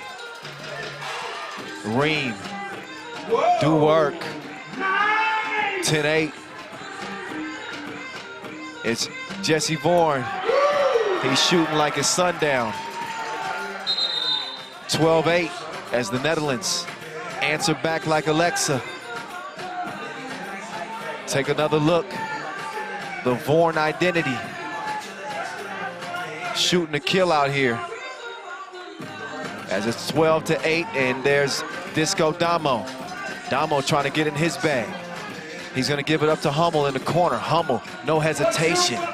And he air melded straight over to the Netherlands. And did Slaughter step out of bounds? That was out of my view. Maybe he did not. No, he didn't. Instead, it's United States 5 fouls. Netherlands with 6. They got no more to give. Here's Arvind Slaughter. Oh, yeah. Nice pass on the inside, but good defense staying sound is Joey King. King. Oh, yeah. Do it in spin cycle. Use that big body to get a big bucket. United States trailing by 3. Step back. Slaughter created a ton of space, but he couldn't splash the 2. Here comes Robbie. King going to the bucket. Maddox. Oh, yeah. You can get a taste. 2-piece, no biscuit. How you like that? It's a 1-1 game. Juice looking off the defense. And that's out of bounds off of White. I think they're going to talk about it. Ref Cecilia and Ref Marcos. Okay. So I think initially ruled off White, but I think it's going to be America ball. We'll find out after this brief break in action as we get a listen in. Listen into the screen. We are getting jammed up. Do not come next to me if I got the ball. Okay, I'm slipping. Kick gas, come on. Okay. We're good, hey. Adversity. We're right there. Adversity, that's good. The way we play, we're right there. We're good. We're good. Hey, you gonna give it to us? Let's go. Yes, exactly. Good shit. Good team. Hey, talk on the exit. Talk on the exit, dog. Together. 1, 2, 3. Together. The red, white, and blue. Together. That's how they want to get it done. That's how they're going to have to get it done against the Orange Lions, who lead at 12-11. Disco Damo whips it down to King. King continuing to do work. 12-12. Dimes, steps through, steps over. Beautiful move. Not so pretty on the shot. Locked in at a 12-12 tie. Hummel, drop step, fader, missed, Slaughter. He changed direction, quick clear, and King was in trouble. Vanderhorst doing a good job shielding off King. And Joey's gonna laugh that one off. He was locked in an arm wrestling battle underneath. And we have 3 minutes and 9 seconds for both teams to reach the next round. Here's Vorn. He gets a look, and now he's starting to cook. You can smell it. 14-12.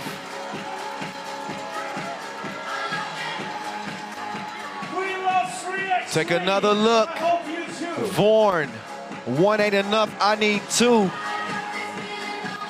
And that's exactly where the lead stands for Netherlands. How will the USA respond?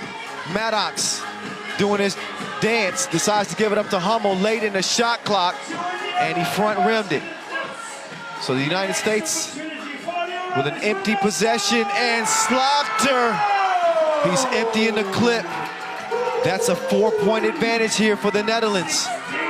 Team USA needing to respond. And I don't think they want to fight 2s with 1s. Jarring is going to score.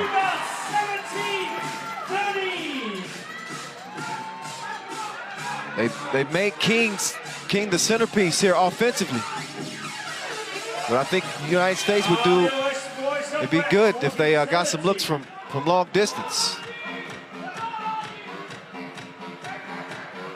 Slaughter, no good on that shot. And let me just clarify, I'm not rooting for anybody. I'm right down the middle.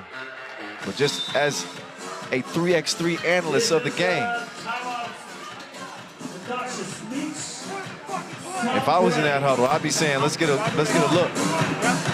I'm not in that huddle, but we are in the Netherlands huddle. Let's see what they say. Wees streng aan, rood. We willen gewoon verdedigen uit de laatste komt. We hebben 6 fouten en ze hebben moeite met onze defense. Hij blijft teruggeven.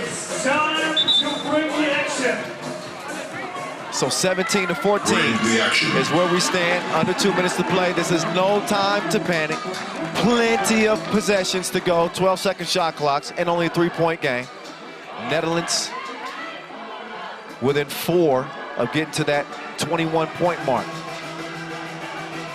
United States have been a little bit out of sync offensively, but now Kareem is able to rise as the madman gets Team USA within 2. Juice, kick out, Slaughter, run up and get done up. 2 to the head. The Orange Lions are feeling it now. They got a team full of shooters like Team Deathmatch, and they're trying to put the United States to bed here in the quarterfinals. Damo gets the score underneath. Slaughterhouse. He's gonna drop it down to Juice, out to Dimes. Dimes puts it up, can't get it to go. So with a minute to play, Damo crossed him, but good recovery, D. And a foul on Orange underneath. And that's on Juice, so 2 free throws will follow. Oh, I thought that was on Julian Jarring. That was actually called on the United States, so that's the 7th foul on Team USA. It'll be Netherlands shooting 2 at the free throw line by way of Julian Juice Jarring. He knocks down the first, and it's game point. The Orange Lions are a free throw make away from shocking the mighty USA here in the quarters. Julian Jarring says, I call game. The Orange Lions roar has never been louder as Team USA's campaign comes to an end here day 5 as they are dejected. A missed opportunity for America. Netherlands on to the semifinals. And they played their best game. We had said it that neither team had really played their best game yet leading into this game. And the Netherlands really brought it here. Finally, that shooting that they designed this team to have, Coach Brian and the rest of the coaching staff, they dismantled the former Netherlands team because they wanted more shooting. And I guess now you can see why. There's their top gun, the Butcher, Arvin Slaughter, standing by with Julian above after the Orange Lions are headed to the semis. Arvin, it's always a special moment in an athlete's life to be the USA, and you just did it today. Yeah, no, it's great. You know, it's one more step towards our goal. So we have one more step to take. You started the event with 2 losses, dead in the water. Basically, everybody had given up on you. And here you are, just 1 win away from the Olympic gold. What does it say about your team in terms of resilience? I think we showed great resilience. You know, also our preparation wasn't great. We had lots of injuries, but we're here at the main stage. And we want to prove that we belong in the Olympics. We're here. Thank you. Ladies and gentlemen, Alex Slaughter. Yeah, they have never been more present. They here all right. The Orange Lions serving notice to the rest of the field that they are a real contender to earn an Olympic ticket. 1 more win, and the Netherlands are in. What a game for the Netherlands. United States just could not get on the same page. That offense was a little bit lethargic at the start. They did not get the type of offensive production that they needed from Robbie Hummel. The shot just was not falling. Joey King was dominant, as he has been throughout the tournament. But you can't fight 2s with 1s. You have a 2-point shooting team. that was knocking them down like this Netherlands team, and all of a sudden, it becomes very difficult to trade firepower with them. So, because obviously the Netherlands can get the scores on the inside as well, the difference was made from beyond that 2-point arc, as we do see Kareem Maddox get one to go down, but they were few and far between. Meantime, we saw a lot of this. They had more twos than toddlers. The Orange Lions putting them up and putting them down. A shooting clinic. Arvin Slaughter, Jesse Vorn, the two shooters. And how about Juice, Julian Jarring? He was shaking his head, yeah, as soon as that one was released. And they release the United States from the competition. It is the Netherlands on into the semifinals. What a win for them. And one more quarterfinal to go. It is France and it is Brazil, and it is all coming at you from the main square here in Graz, Austria. Whoa. Right when you think it can't get any better, it keeps getting better. It's been that way all tournament. Trust me, I've been here every game. All 80 pool play games on through the quarterfinals. I'm still going strong. I'm still ready.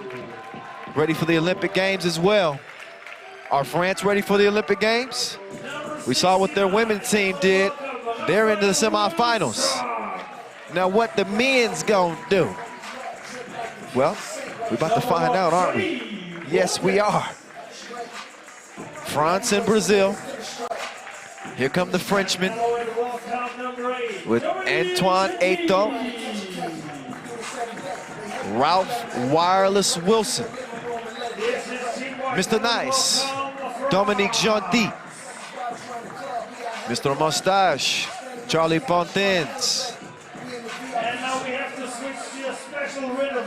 It's another team that you could consider as one of the favorites in the men's competition, France. They are a well-rounded team. Eto'o, their leading scorer with 23 points. Brazil's leading scorer, Andre Ferros, AKA Ferocity, with 25 of them. They got a bull down low in Melo. And the dynamic, the cunning, Jefferson Socas. He looked like a painter. It ain't about his looks. It's about his hoop game. And that's all he cares about right here, right now. There's ferocity. I don't think I've seen him smile yet. You don't want to be caught in a back alley with him. You don't want to be, I'd be his friend. I'm just kidding. We having some fun. It is serious business, no question. But we keep it light here. 3x3 Olympic qualifying tournament with Marek and Vlad holding down the officiating duties in this one. The Netherlands awaiting the winner. There's Fabricio Verissimo, the 23-year-old, aggressive. He's all gas, no brakes, and he's got 18 points to his name coming out of pool play on this tough Brazilian team that, I mean, gonna be honest, not a lot of people gave Brazil much of a chance. They've been slaying giants as a 9 seed from the jump. They believed in themselves. They earned the 2 spot out of Pool A. They won 3 of their 4 pool play games after losing to Poland. They beat Mongolia, they beat Turkey, and they beat Czech Republic to earn their way in. And here they are with a chance to knock down mighty France. France is unbeaten. Maybe the best looking men's team coming out of group play. They beat up on Slovenia. They beat up on the Dominican Republic. They topped Qatar by 11 points. They beat the Philippines by 1, but that score, final score, wasn't indicative of really how that game went.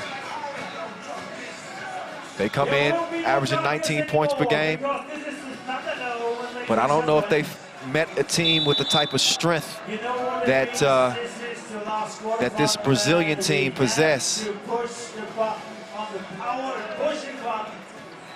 They are as strong as they come. Plenty of heart on this Brazilian team.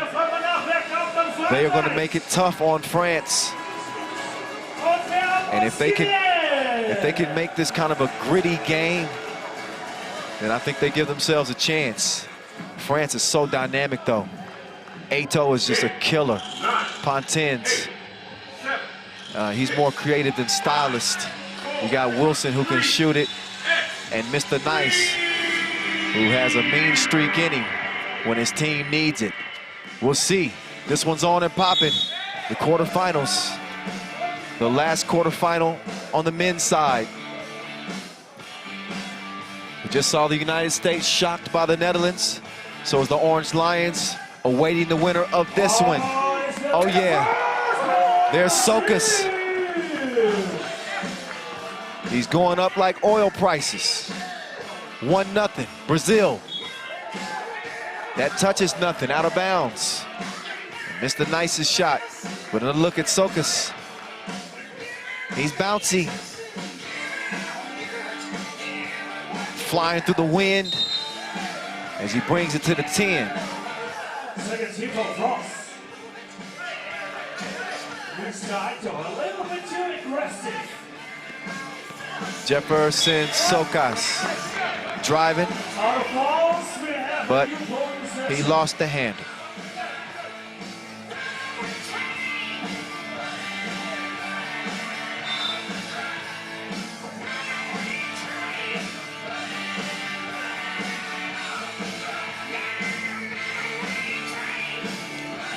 France on the move here, doing the three-man weave, top of the key. They get it to Mr. Big Shot, but he misses the close shot. Eto'o, but he got it back. Mr. Nice passed up the 2, trying to get past Melo.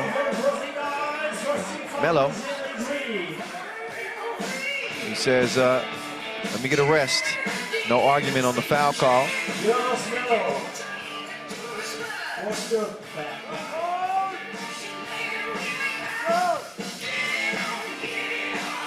Oh, Eto'o down as Pontins was trying to get it to him.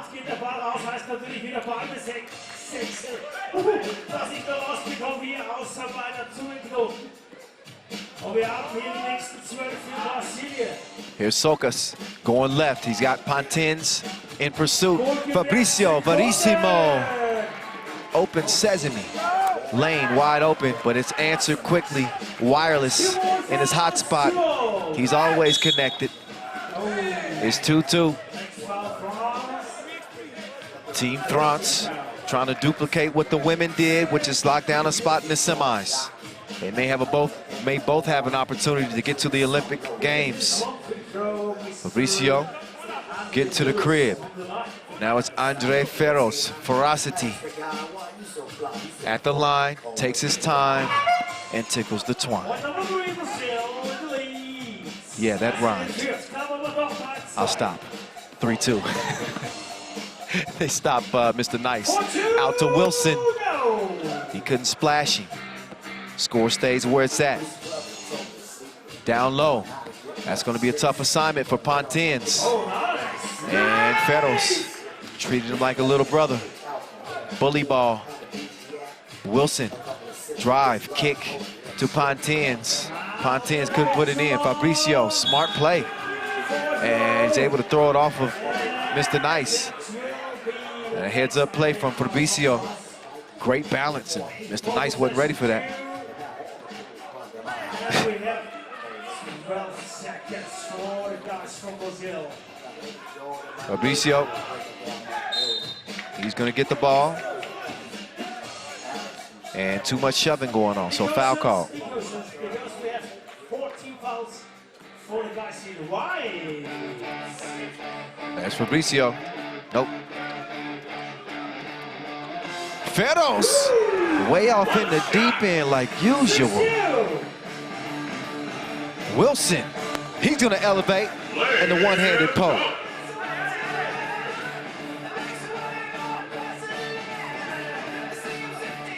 Ferros jab step and drop step. And a hoop with the foul. Take another look. They couldn't stop this dude with a roadblock. Ferros is in his bag like a camper. Inside and outside. He's getting it done as Brazil lead it 7-3. Would have been 8, but Ferros couldn't capitalize at the stripe. So now it's Eto. Moving past Melo. Gentil with a Gentil touch on the shot. Sokas attacking the rack. He's got a nose to get to the bucket. Speaking of getting to the bucket, there's Charlie Pontins, Mr. Mustache. Sokas. Oh, look at this. The lane seems to be wide open. You got to protect that rim. And they don't. It is wide open. 9-6. Ferros liked the shot.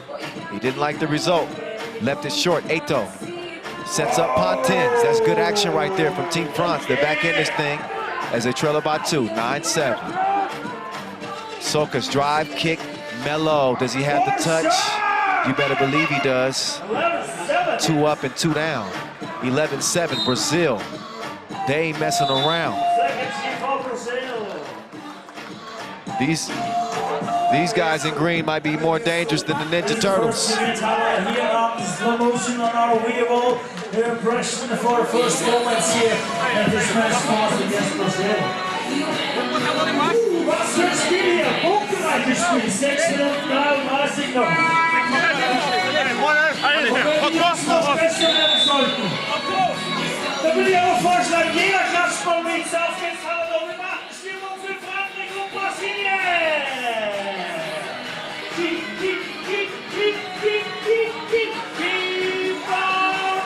All right. Oh, splash. Big hit. Eto. 11-9. Sokas looks off the D, and he could have put it between their eyes, but he follows up the miss. Sokas, his activity has been a difference for Brazil in this game. And then the manimal underneath. Melo. He's gonna step out, get a breather. Melo's like a baby. I got a new nickname. He's the baby bear. He's tough. He is an animal on the glass. Wilson sticks with it. Does persistence pay off? Nope. Wilson can't put the Wilson in the rim. Fabricio, stop and go, but he blew it at the rim. He missed the reverse, so the score stays where it's at. It's 13-9. Wireless. Scores close range. No problem. 13-10. Wilson, Sokas is just having his way in this game. Eto, he answers with the 2-piece though. So the French showing some fight as Eto will get it again. That foul green. Ferros did get a couple of hands on it. But another close one here. Team Netherlands awaiting the winner. Pontins. He lets it fly.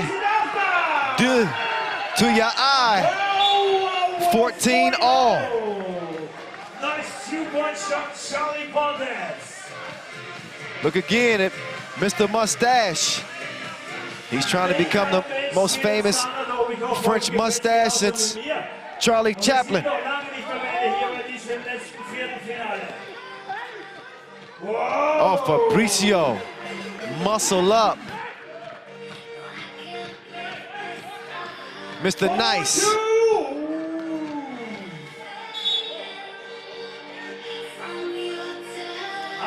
Out of bounds.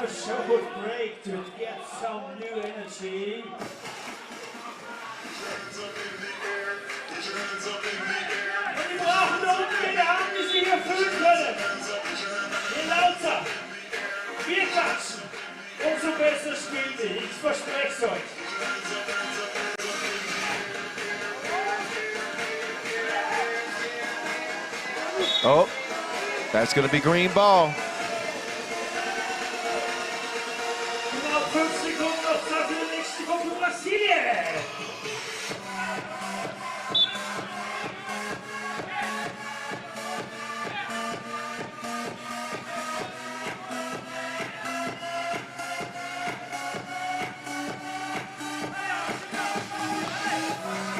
They're going to look at this and see exactly. We have to check something here on the technical for a referee. Now everything is fine. And we can move on. Let's go, boys. Oh, Sokas, he has gotten everything he wanted except for that layup to go. Brazil only holding on to a 1-point lead here. 4:30 to play. Mr. Mustache, he's got Melo on skates. He couldn't splash him. That no basket. White push. Ref Vlad. He doesn't want to talk to Mr. Nice. He says, I don't care how nice you are. No discussion. It'll be Brazil ball. France with no more fouls to give. Brazil with 2 and a 1-point advantage as the French have fought their way back in this when they withstood the storm. Fabricio, he trying to do something strange to Wilson, but he's out of range. Jumper still searching. Meantime, Aito, no such problems. He is hydrated and knocks down the 2, but there's Sokas again. Sokas is on a scoring tantrum. Can't nobody put him in timeout. But this time, France goes up 1. Sokas down to Melo. Melo with some extra hang time. It's going to be green ball. That was off of Ralph Wilson's hand. So Brazil will have another chance to get back on the attack as we get another look at Mr. Big Shot with his name. He can put the round thing in the round thing. Now let's listen in to the guys in green. Il n'y a pas de relâchement. On a 6 fautes, on est intelligent. Et on finit ça. Allez, gros, allez. 3-3.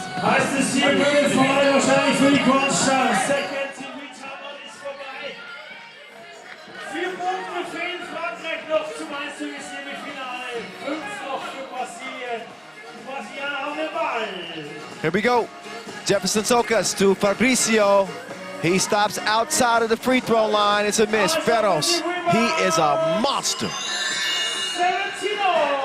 17 apiece, 3:30 to play. Charlie Fontaine's Mr. Mustache. He's got the step, but he does not have a layup. They make it tough for you on the inside. Jefferson Sokas missed it, but foul green, hold. And Ferros says, yep, that was me. You got me, Vlad, you got me. Just over 3 minutes to play. Quarterfinal action. Who wants to go to the Olympics? I know I do. Only 3 tickets. Aito takes 2. Mr. Nice. Fighting underneath.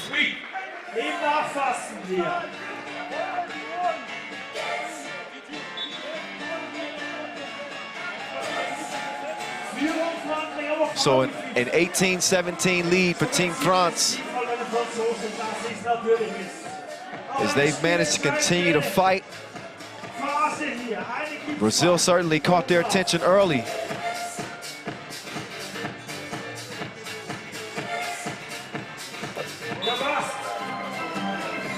Ferros' free throw is good after the tech. Possession also to Brazil. Sokas, he's been driving. He tries to share it with Ferros, but that was too far out. Mr. Big Shot. They can use another big shot from Aito.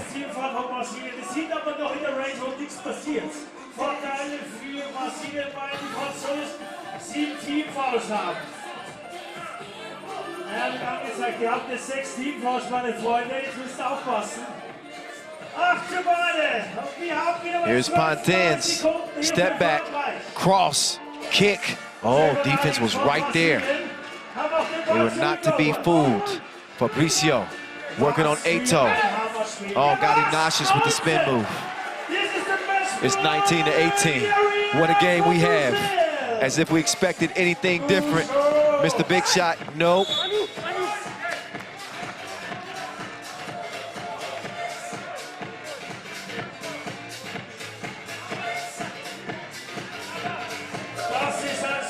.224 to play.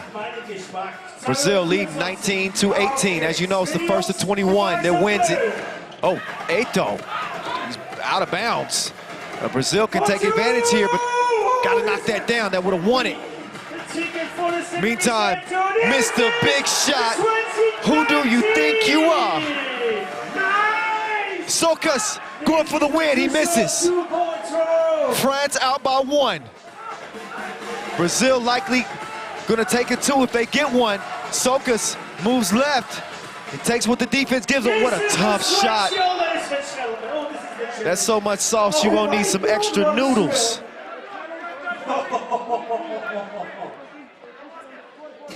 Beautiful finish from Jefferson Sokas. He has had an incredible game to this point. Do have a shot clock challenge here. But what a game from Jefferson Sokas.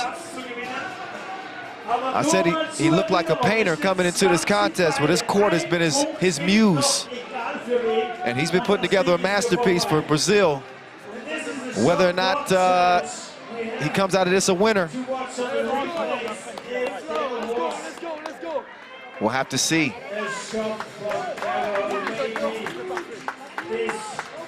For sure and thrilled for the last minutes here in this last quarterfinal. We have a lot of fans of 3x3 here in the Thunderdome. And I have to ask you, where are the friends from France? We're gonna look at the shot clock challenge. And who is winning out for Brazil? Oh, meine lieben Freunde, hier am Thunderdome. So we will see if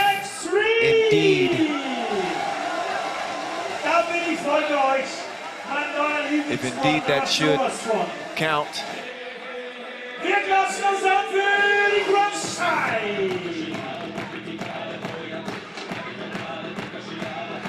Each player looks on anxiously, not in a tight contest. It does not get any tighter. Challenge won, ladies and gentlemen. But the challenge is won, which means that it's going to be France ball. Take a look at our screen. It's a 2019. It's a 20-19 game, not even at 2020. So no bucket. Let's go. Wireless over to Mr. Big Shot to Mr. Nice. And that's a nice way to end it. France is into the semis. And Brazil is stunned. Jefferson Sokas, outstanding game. Wasted here in the quarterfinals. France, they had what it took to get it done. They pull away there in the final few possessions. They get it to Mr. Nice. And he goes off the glass. What a shot for him and what a moment for Dominique Gentil. He's a gentleman off the court, but he is a monster on it. His team moving on to the semifinals. He's moving over to the microphone. I'm sure he's got some things to say after his team gets a win that will send them to the semis. He's standing by with Julian DeBub. Dominique, another dogfight, but like in football in 3x3, when France play Brazil, France wins. Yeah, we knew that Brazilian team is a very aggressive team, and then we were ready. We don't really hit some shot, but we stay focused, we got confidence, and on the last play, we really take our time to set up really great, and we scored. So we just got to stay focused. That's it. Just before stepping onto the court, you probably saw that the Netherlands beat USA. So this is the matchup for the Olympic ticket. Yeah, I'm like, whatever. we gotta stay focused and play 100%. That's it. We will see. Okay, we will see. We'll be watching. We're gonna give our best, and the better team gonna win. That's it. Okay, good luck, man. No problem. Ladies and gentlemen, Dominique Mr. Nice Gentil. There's Dominique Gentil. He did the honors and lifted the French to a win and the semifinals as they say bye-bye to Brazil. And they silence any doubters.